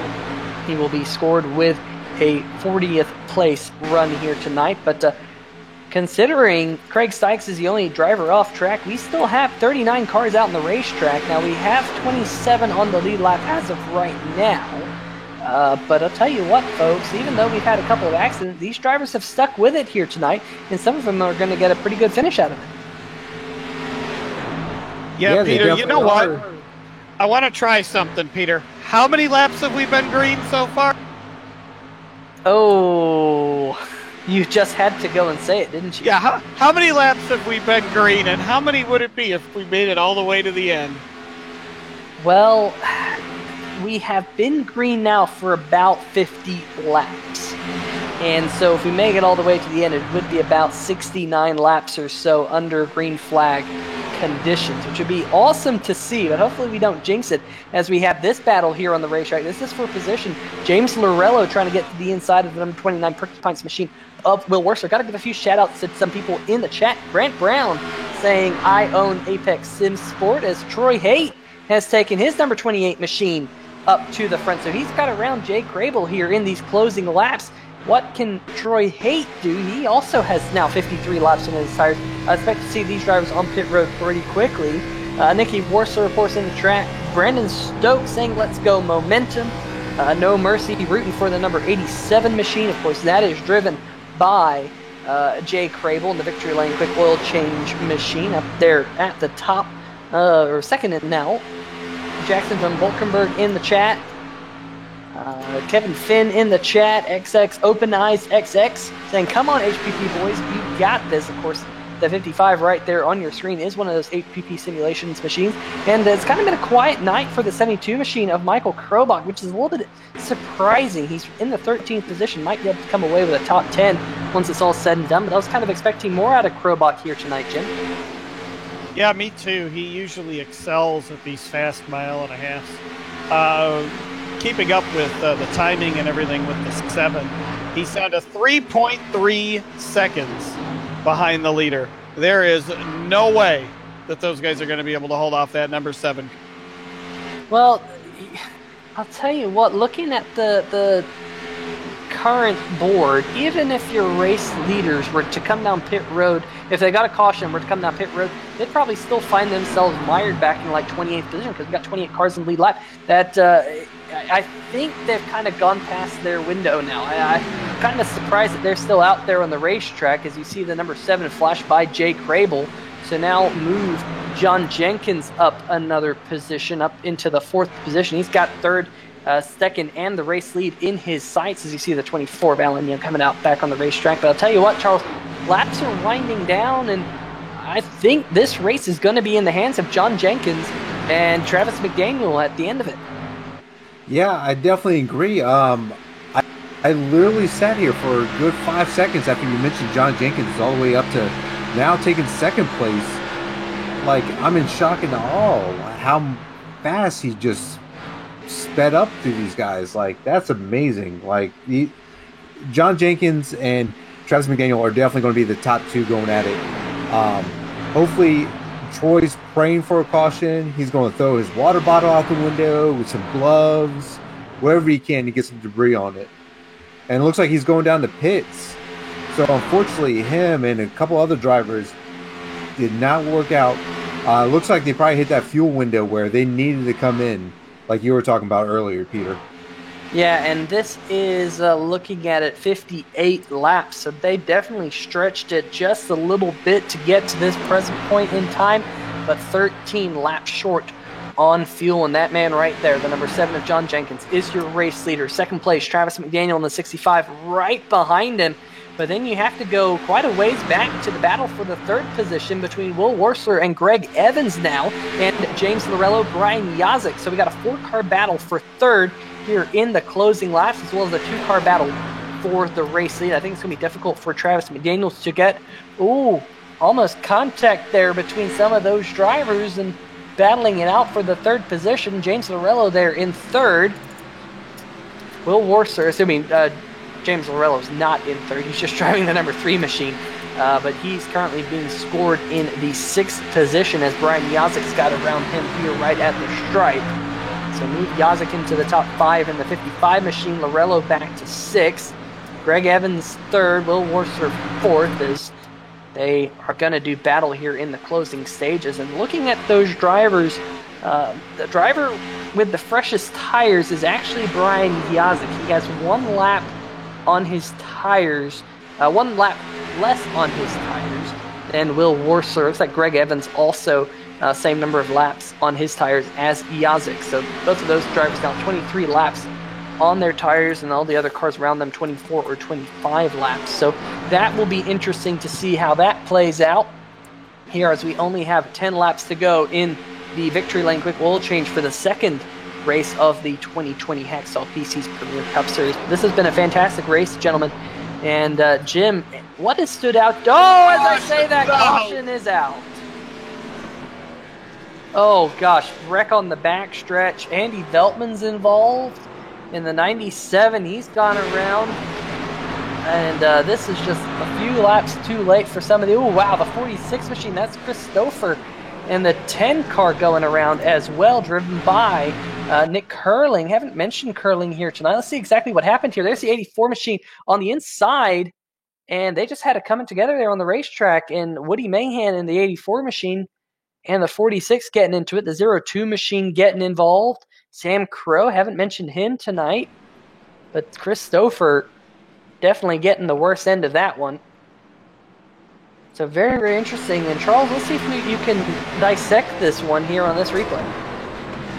So look, he just straight up hit the wall and then just T-boned the guy that hit the wall. I'm sorry I don't have the numbers real quick. It looked like it was Christopher, the 46, that was hit. Yeah. Come back around to 10. Oh man, it's moving way too fast. Yeah, it looked like the 10 just straight T-boned the 46 after hitting the wall. And that's just pure carnage. To see if we can get an earlier glimpse of what actually happened. Looks like someone just got tight. It looked like the number 46 just got tight and just hit the wall. That's just unfortunate and just taking out other people in the straight carnage. The 97 was evolved. That's a tough break for being like, it looked like he just snapped tight. Like he didn't expect it to be that tight coming out of the 22. Based on what I'm seeing on the replay, it looked like maybe the 84 machine washed up the racetrack a little bit, and we didn't get a great look at the early happenings. But the 46, I think he was kind of putting the wall by the 84, a little bit of a hip check. And Woody Mahan in the 84 machine looks like he has claimed the caution. Now, it does look like possibly we might have a car or two smoking out there on the racetrack. Indeed we do. The 02 of Sam Crow has blown a head gasket and a bunch of oil dumping into that car, and unfortunately for Sam Crow, this race might go no further. He's currently being scored in the top 10, which is a huge hit and a very tough break, as he had a fairly good night going. But a lot of your leaders are staying out here. Now, this is going to be the interesting question. Did any of those drivers who... Well, I think I just answered my own question. Those drivers who were the last cars to pit, they're stuck one lap down. So that caution did not work out for them. I was going to say if they were on the lead lap, they'd have an opportunity with those fresh tires to possibly work their way through the pack. But they're stuck one lap down. They can't do anything. There's absolutely nothing they can do to get to these race leaders unless they can get to the 24th position. And if they get to 24th, they can get the lucky dog if there's another caution and then maybe have a green-white checker. But I think a lot of them kind of left it a little bit too late to pit. Maybe, 5 to 10 laps too late, or otherwise they might have been on the lead lap and still been able to use those fresh tires. But, hindsight's 50-50. Not 50-50, 20-20. 50-50 would be terrible eyesight. Yeah, Peter, I do agree. Those 5 or 6 drivers were sort of stuck in no man's land by the strategy that they chose to go. And the interesting thing is they could have pit with everyone else as well, just to get the fresher tires to stay up front. But they decided to stay out and hope for a caution. And unfortunately, the caution came about 20, 25 laps way too late for those guys. But you know what? They stuck to the strategy. They stayed out there. They're hoping for for the strategy to work out, and it did not, unfortunately. Looks like we got Michael Krobach in 8th place right now. I haven't seen his name up here in the top 10, so he's looking to end on a very high note, finish up high. Do we see anyone else? Oh, it looks like Mitch Brown's up in 13th now. Tyler's up in 11th. Oh, I'm sorry, 14th. The number 11 car. Number 6 of Jared's up in 15th. So these guys are making a pretty good, strong finish for some unfortunate mishaps during the race, for sure. Should I remind you guys that we have 3 green-white checkers available here tonight to finish this thing under green? Oh my gosh, do not tell me that, Foos. Do not tell me that. I cannot. My excitement is through the roof right now after that. Because this right here, we got what, 4 laps ago, 5 laps ago? This right here feels like another green-white checker right here by itself. So we might get 4 of them if we're lucky. Well, pace car lights are off. We will have 5 laps to go, plus the possibility of 3 green-white checkers. Only time will see what we get. But the number 7 will lead us back to the green flag. Remember, he's actually got 2 laps older tires than the 55 of Yazik. What can Yazik do?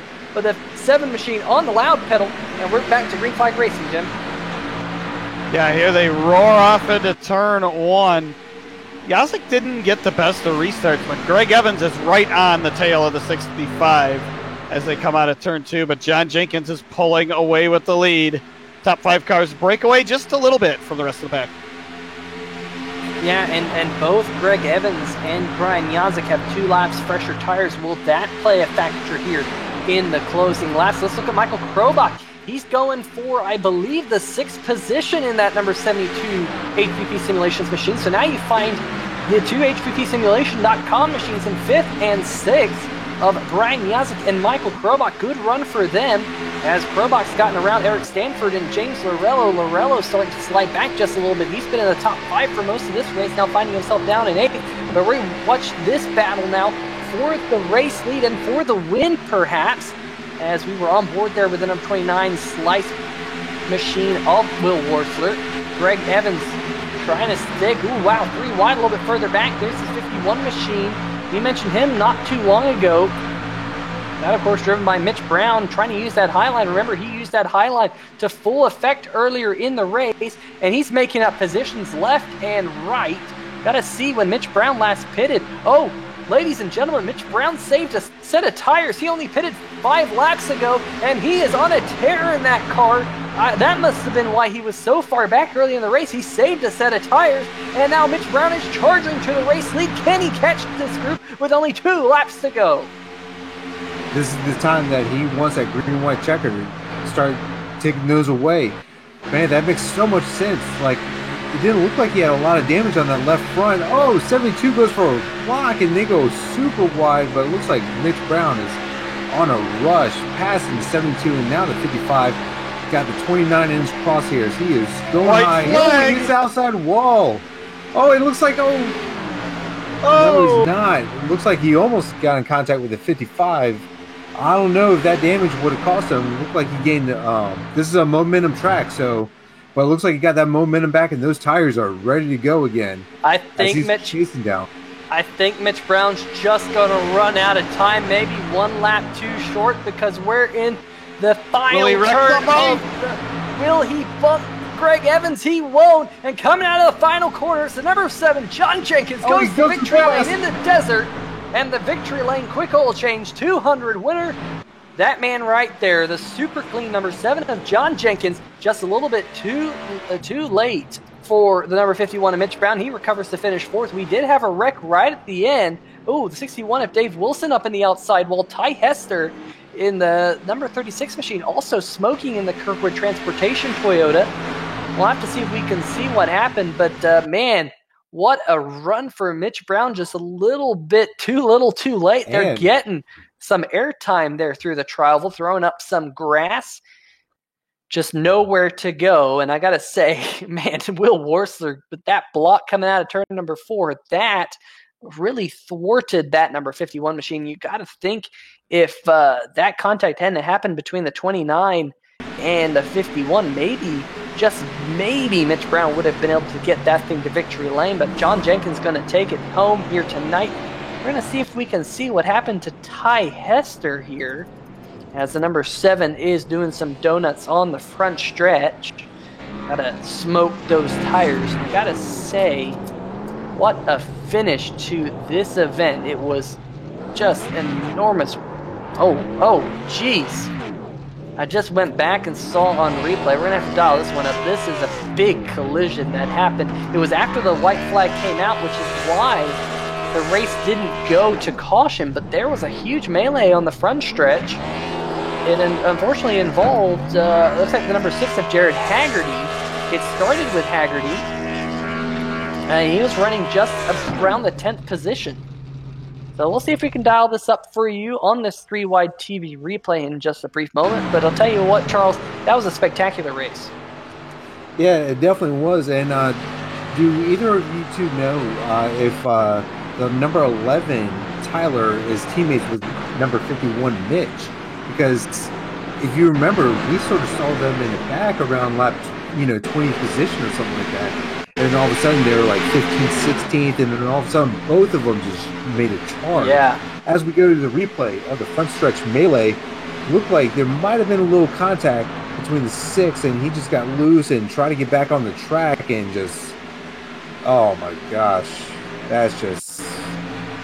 Well, I think that number 6 was on a similar strategy to Mitch Brown. He was on fresher tires, and he tried to go for that little 3-wide gap that wasn't really there.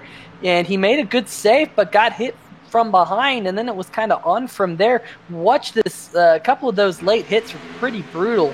I know the number 36 of Ty Hester took a big hit. He had to smoke his way around the racetrack. Let's see what happened with this group. This is some good racing with Lee Staples. Got the number 33 up there. Of course, that number 33 driven by Tony Schoen. Remember, oh, wow. And that sent the 26 and the 33 around. Whoa, Clarence Bonner in the 99 going through the grass, doing a little bit of rally crossing. So, wow, that was a very exciting finish to this race. And remember, I think Dave Wilson got spun or was involved in something after the start finish. Oh, man, wrecking up ahead. There's Ed Bray, and Wilson just got tagged and hard into the outside wall. Luckily, that was after the checkered flag had already been thrown. Hey, look, there's the 0-2 machine. Remember, he was smoking. So the 0-2 of Sam Crow actually finished on the lead lap down in the 18th position. So, wow, I guess that crew fixed that broken head gasket and got that car to victory lane, or not victory lane, but to the end of the race, to the start-finish line, and completed all 134 scheduled laps here tonight. But I'll tell you what, that was a crazy race. Let's see if we can step away for just a brief moment, have some quick commercials, and we'll be right back with some interviews.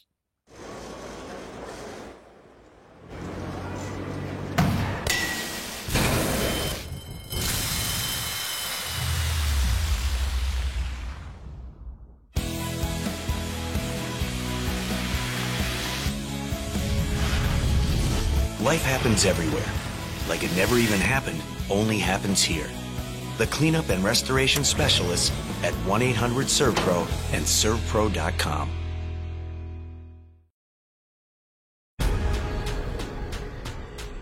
The most realistic online racing sim ever made. This is iRacing. Detailed laser scan tracks, fully dynamic real-world cars, and over 50 series to choose from. 6 online world championships offering over $100,000 in annual prizes. This is the original esport racing game. This is iRacing.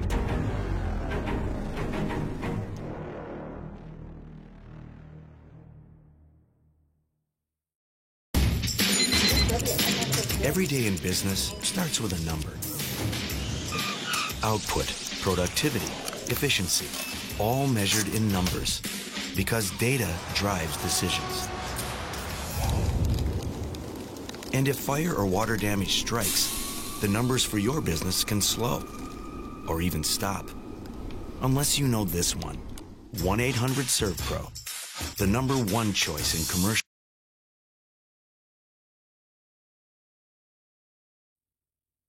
All right, ladies and gentlemen, welcome back to Las Vegas Motor Speedway for tonight's Victory Lane Quick Oil Change 200. What a spectacular race. Get me on the edge of my toes all the way to the start-finish line right there on lap number 134, the 200-mile here tonight. And I'll tell you what, once again, these guys show us how it's done and getting to Victory Lane, number 7 of John Jenkins. But we do have some great interviews lined up for you, and let's see if we can first talk to the number 51 of Mitch Brown. And Charles, why don't you dial up the number 51 of Mitch Brown? As once again, as always, we always get you in here when your mic is hot. Mitch, but take it away, Charles. Hey, Mitch, you got a copy of us? Yes, sir. How's it going, guys? Man, it's going great, man. You're making me more. I'm about to buy a Mitch Brown shirt. Like, that was very impressive. Like, you were hanging back. We're wondering if that. All right, let me just calm down. All right, breathe. All right. So that earlier contact on your left front, was that affecting your speed at all early in the race? No, not really. Yeah, it's just a little cosmetic damage. It might have made the car a little tighter. But okay, so you essentially were losing positions due to your tire wear then, because you didn't take a set of tires somewhere where everyone else did. Because we saw you like fall back to like 20th spot. Hello, Mitch, you got a copy? I think his mic cut out. Hello? There we go. I think my mic cut out. Yeah. So, was that why you dropped down to like 21st? Was just you sort of skipped a set of tires and you're just on really old tires? Well, we were just kind of playing the strategy. We just that stop for the long green flag run. We just took fuel only, so we would have an extra set for the end.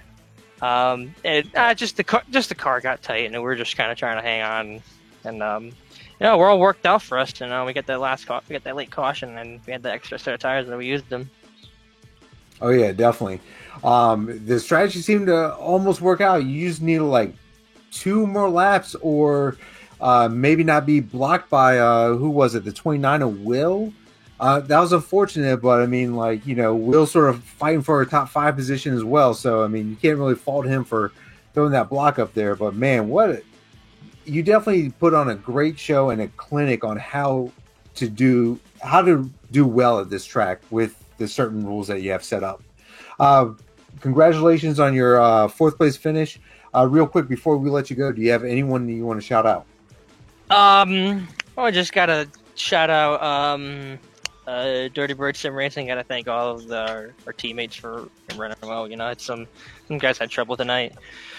But shout out to them. I got a shout out to Grant Brown and Patriot Media Marketing Services, Checker Flag PCs. Got to thank Hashtag PCs as well, being the premier sponsor of the league. Got to thank Jim for putting this on each week. He does a great job. He gets a lot of shit, but he does the best he can. And I got to thank you guys as well for coming back for another season. Hopefully the races, first 2 races out, we've been pretty exciting. Hopefully we can continue that the rest of the year. Yeah, hopefully. You guys are putting on a great show. And we do appreciate you guys. Thank you very much. All right. Have a good night, guys. And that was Mitch Brown, the former champion. I think he's a Triple Crown champion. Is that correct? Yeah, he won the Triple Crown last year. Well, it's been dubbed the Triple Crown because he won the Cup, the Truck, and the Premier Series title last year. But I have caught up with tonight's the 3rd place finisher. That is Greg Evans. And I'll tell you what, Greg, fantastic run for that number 83 here tonight. Really, really good run. I mean, in the top 5 for the entire race, but coming up just a few positions short, kind of going back to that pit sequence there that kind of set up the run to the finish there. Anything you think you could have done differently to possibly dethrone the number 7 of John Jenkins here tonight? I think the only thing we could have done differently really is pit a little sooner. I think I stayed out just a little bit too long, and then I came out of the pits, didn't have nobody to draft with, so it just kind of messed up that call. But the caution there at the end, I was kind of happy to see it, but I was kind of scared to see it too, because I felt like I had 3rd wrapped up, and when that caution happened, I was like, this is about to get interesting. Well, really, the whole race was interesting, and I talked to one of the drivers under caution earlier in the race, and I kind of asked him, was this what you were expecting? Were you expecting it to be this crazy out there on the racetrack? Because there was some great hard racing. I mean, I know this new-ish package now, it's about a year old, brings lots of side-by-side action, a lot of drafting, but were you expecting it to be as crazy as it was tonight? Honestly, yeah.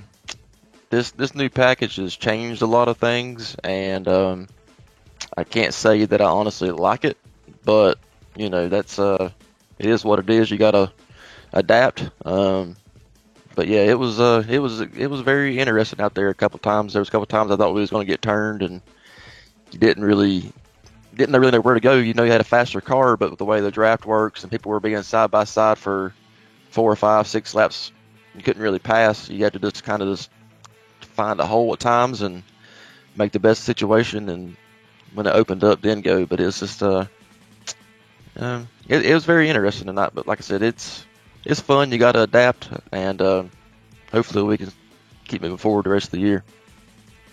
Yeah, of course, Las Vegas is one of those racetracks where you just have to throw the dice sometime. Are you a big fan of the mile and a halves, or what other races on the schedule do you have kind of circled in?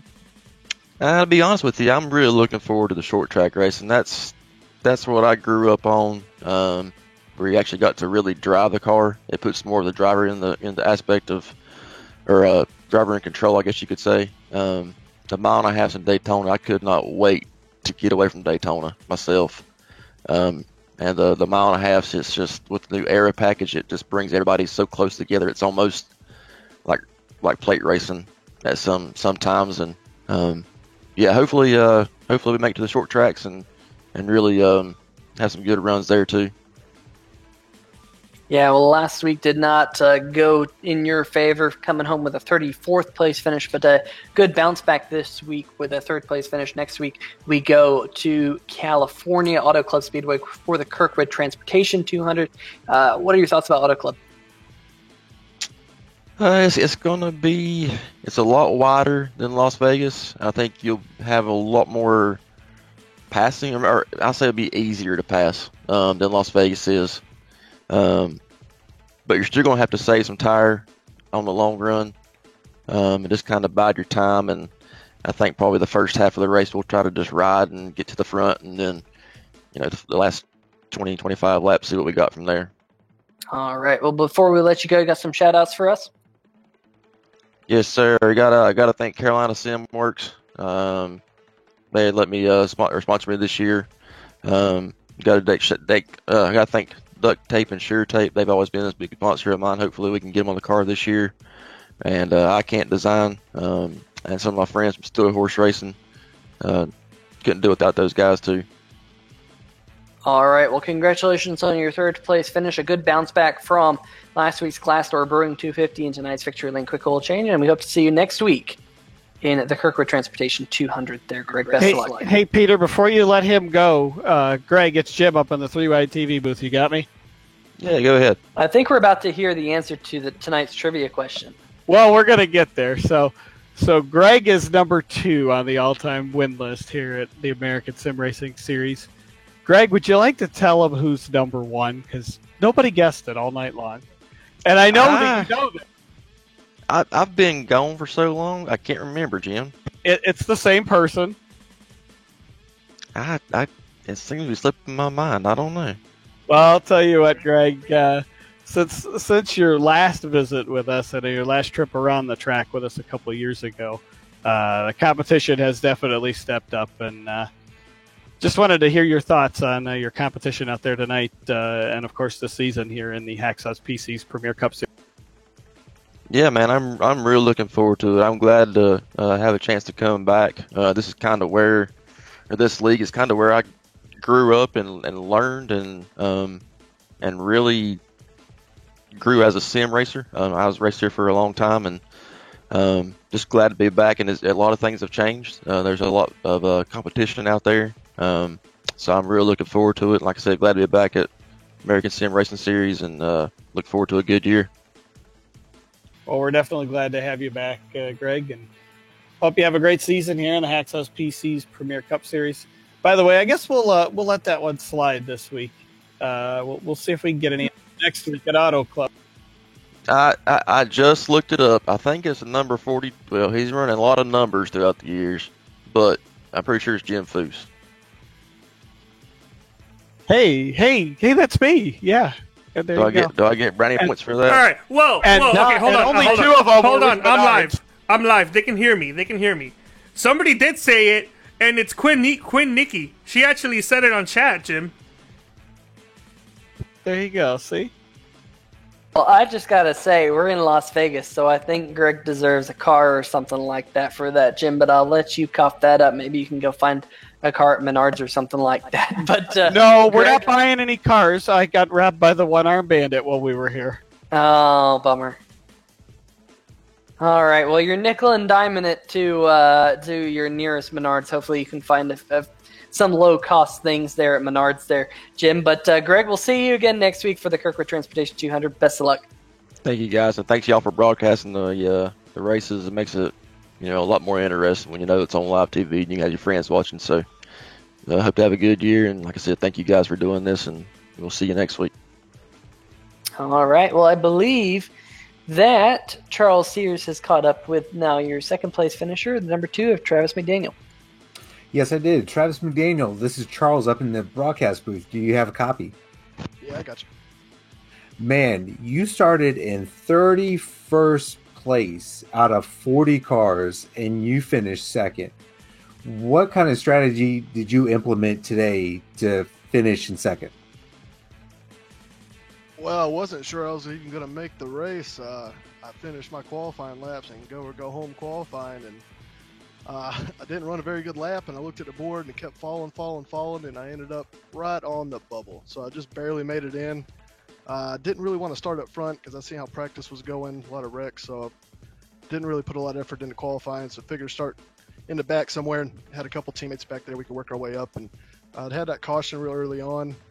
Some guys went into pit, take tires. I didn't. I felt like that was too early with the tire limit that we had. I was able to get up to 7th, kind of work my way up from there, and we had a caution right around where I wanted to pit anyway. So that really worked out for me. And then from there, it was just try to stay out of the mess and make good choices going to the top to the bottom on new tires or old tires and trying to fill out which line was going to work the best. But we had that run. Once I got up to John, my teammate there, we was just trying to pit on the same lap. Let's get out before everybody and let's get some distance. I wasn't going to pass him. I told him, let's just go. I'll draft you down the straightaways and give you some bumps. Let's try to get some distance on these guys. We were able to do that and thought we were in really good shape until that last restart. And then that was pretty nuts back there. It was a lot of fun. Yeah, man. Mitch Brown was chasing the top 3 down. I'm saying if he had one more lap, he probably would have caught you guys and made it probably 4 wide for the race lead or race win.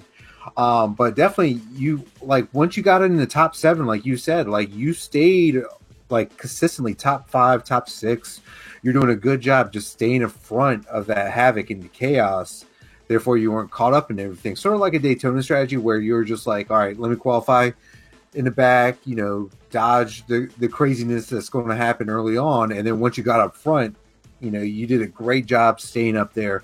And, knowing that John Jenkins is your teammate now, you guys had a great synchronized pit strategy that worked out. And, you guys were able to rely off of each other to move up through the field and everything like that. That's great, man.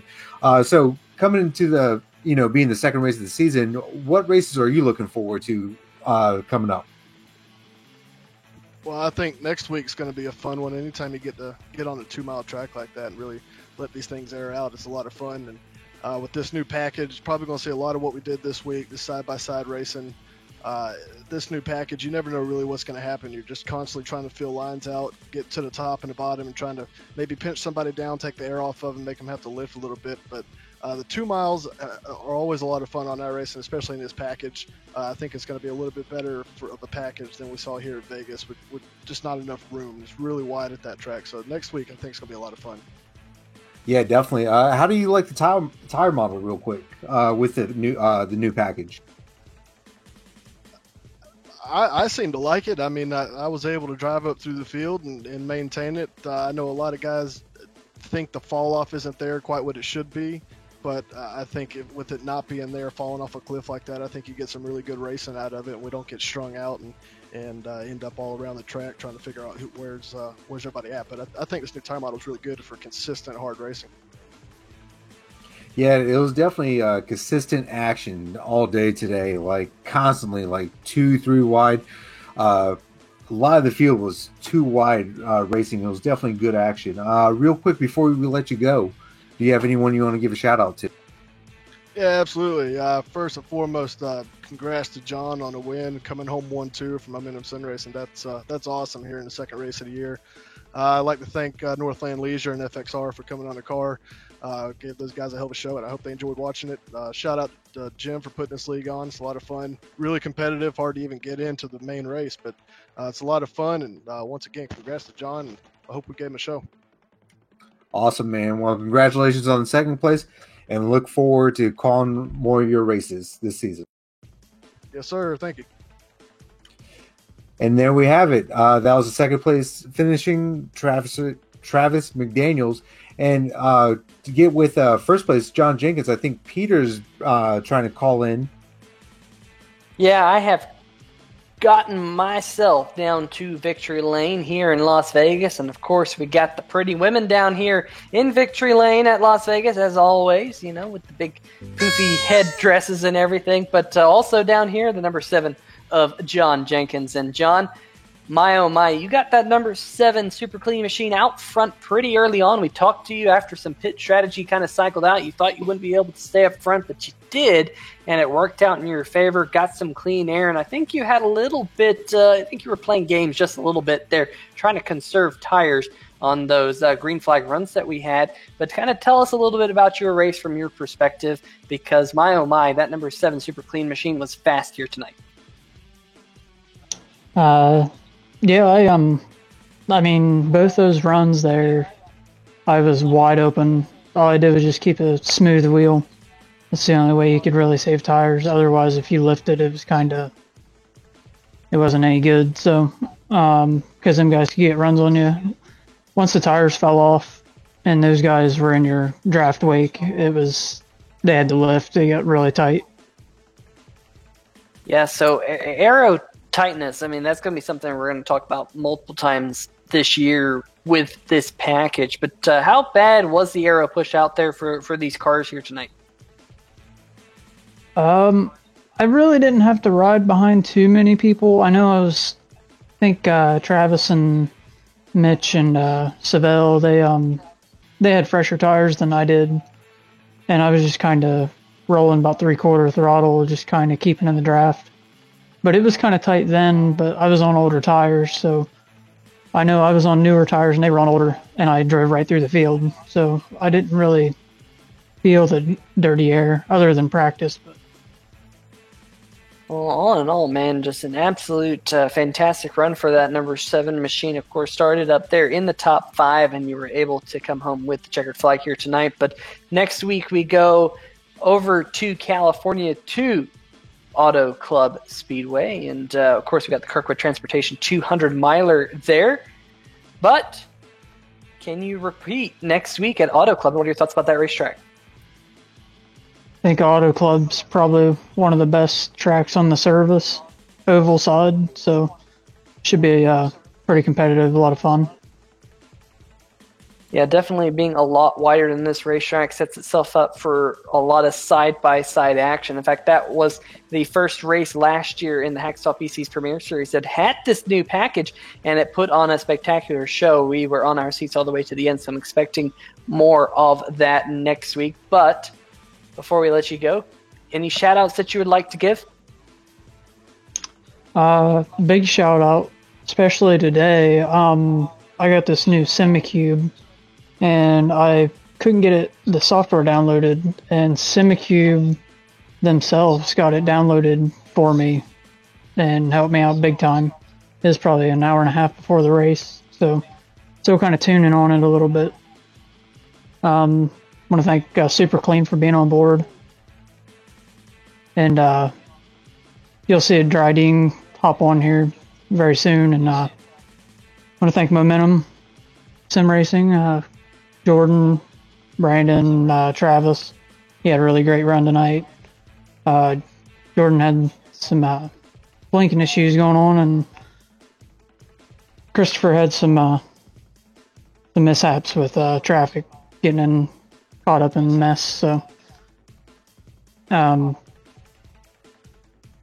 you guys for broadcasting 3 Wide TV. I'll go back and watch it like I always do tomorrow, more than likely. So, Jim for putting on the league, and Sam for being up in the tower, watching us bozos go around left turns. Tonight was a really good night. I'm pretty pumped, so kind of at a loss for words. Didn't really expect this with the new wheel.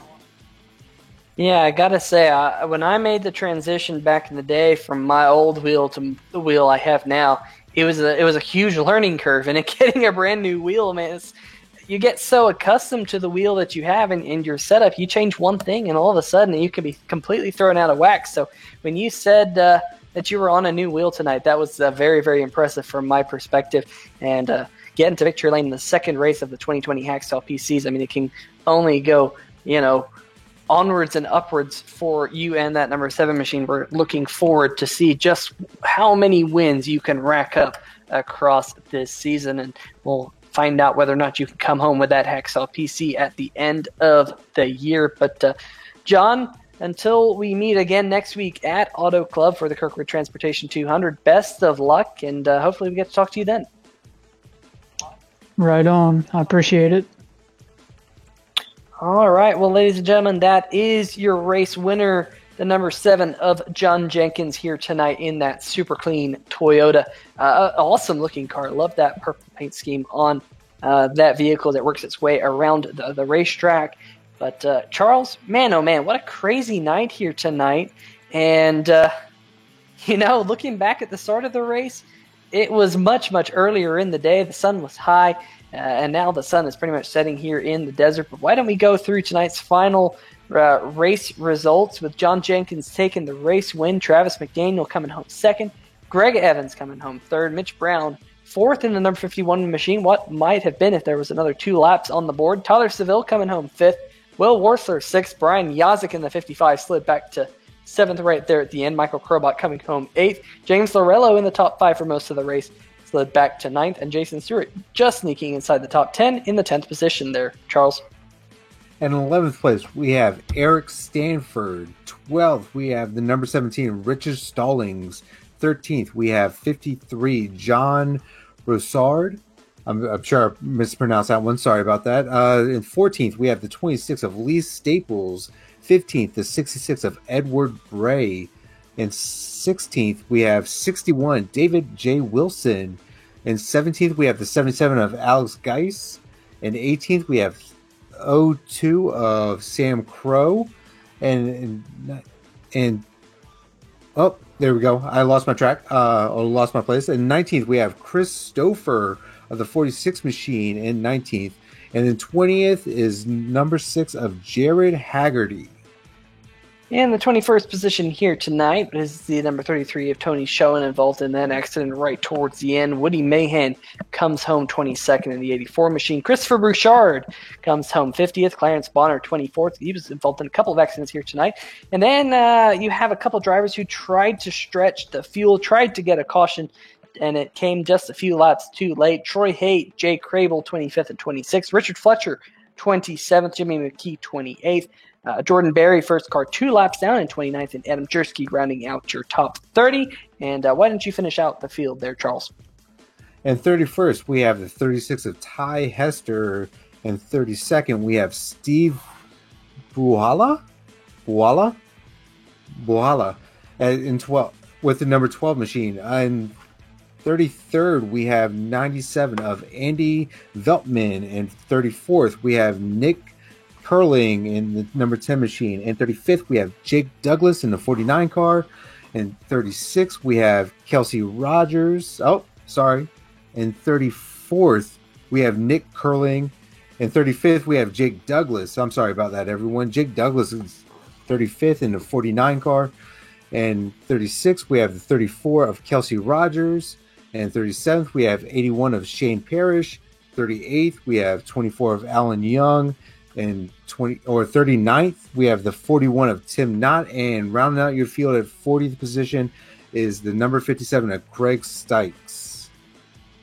Yeah, unfortunately, not the night that Craig Stykes was looking for, but John Jenkins led over half this race. Gets to go to victory lane here in the second of the Hacksaw PC's Premier Cup Series races. The Victory Lane Quick Oil Change 200 has come to its conclusion. Before we let you go, just got to give a few shout-outs for us here at 3Wide TV. Want to give thanks to our folks over at SimTV for giving us these cameras each and every week, and our friends over at OCR TV, specifically Thomas Morris, for the graphics package. But for myself, Peter Short, Carlos Acosta in the booth, Jim Foose, and Charles Sears, we want to give everyone a goodbye, and we'll see you again, same place, same time, here on 3Wide TV for next week event, the Kirkwood Transportation 200 at Auto Club Speedway. And until then, we'll see you guys later. See ya!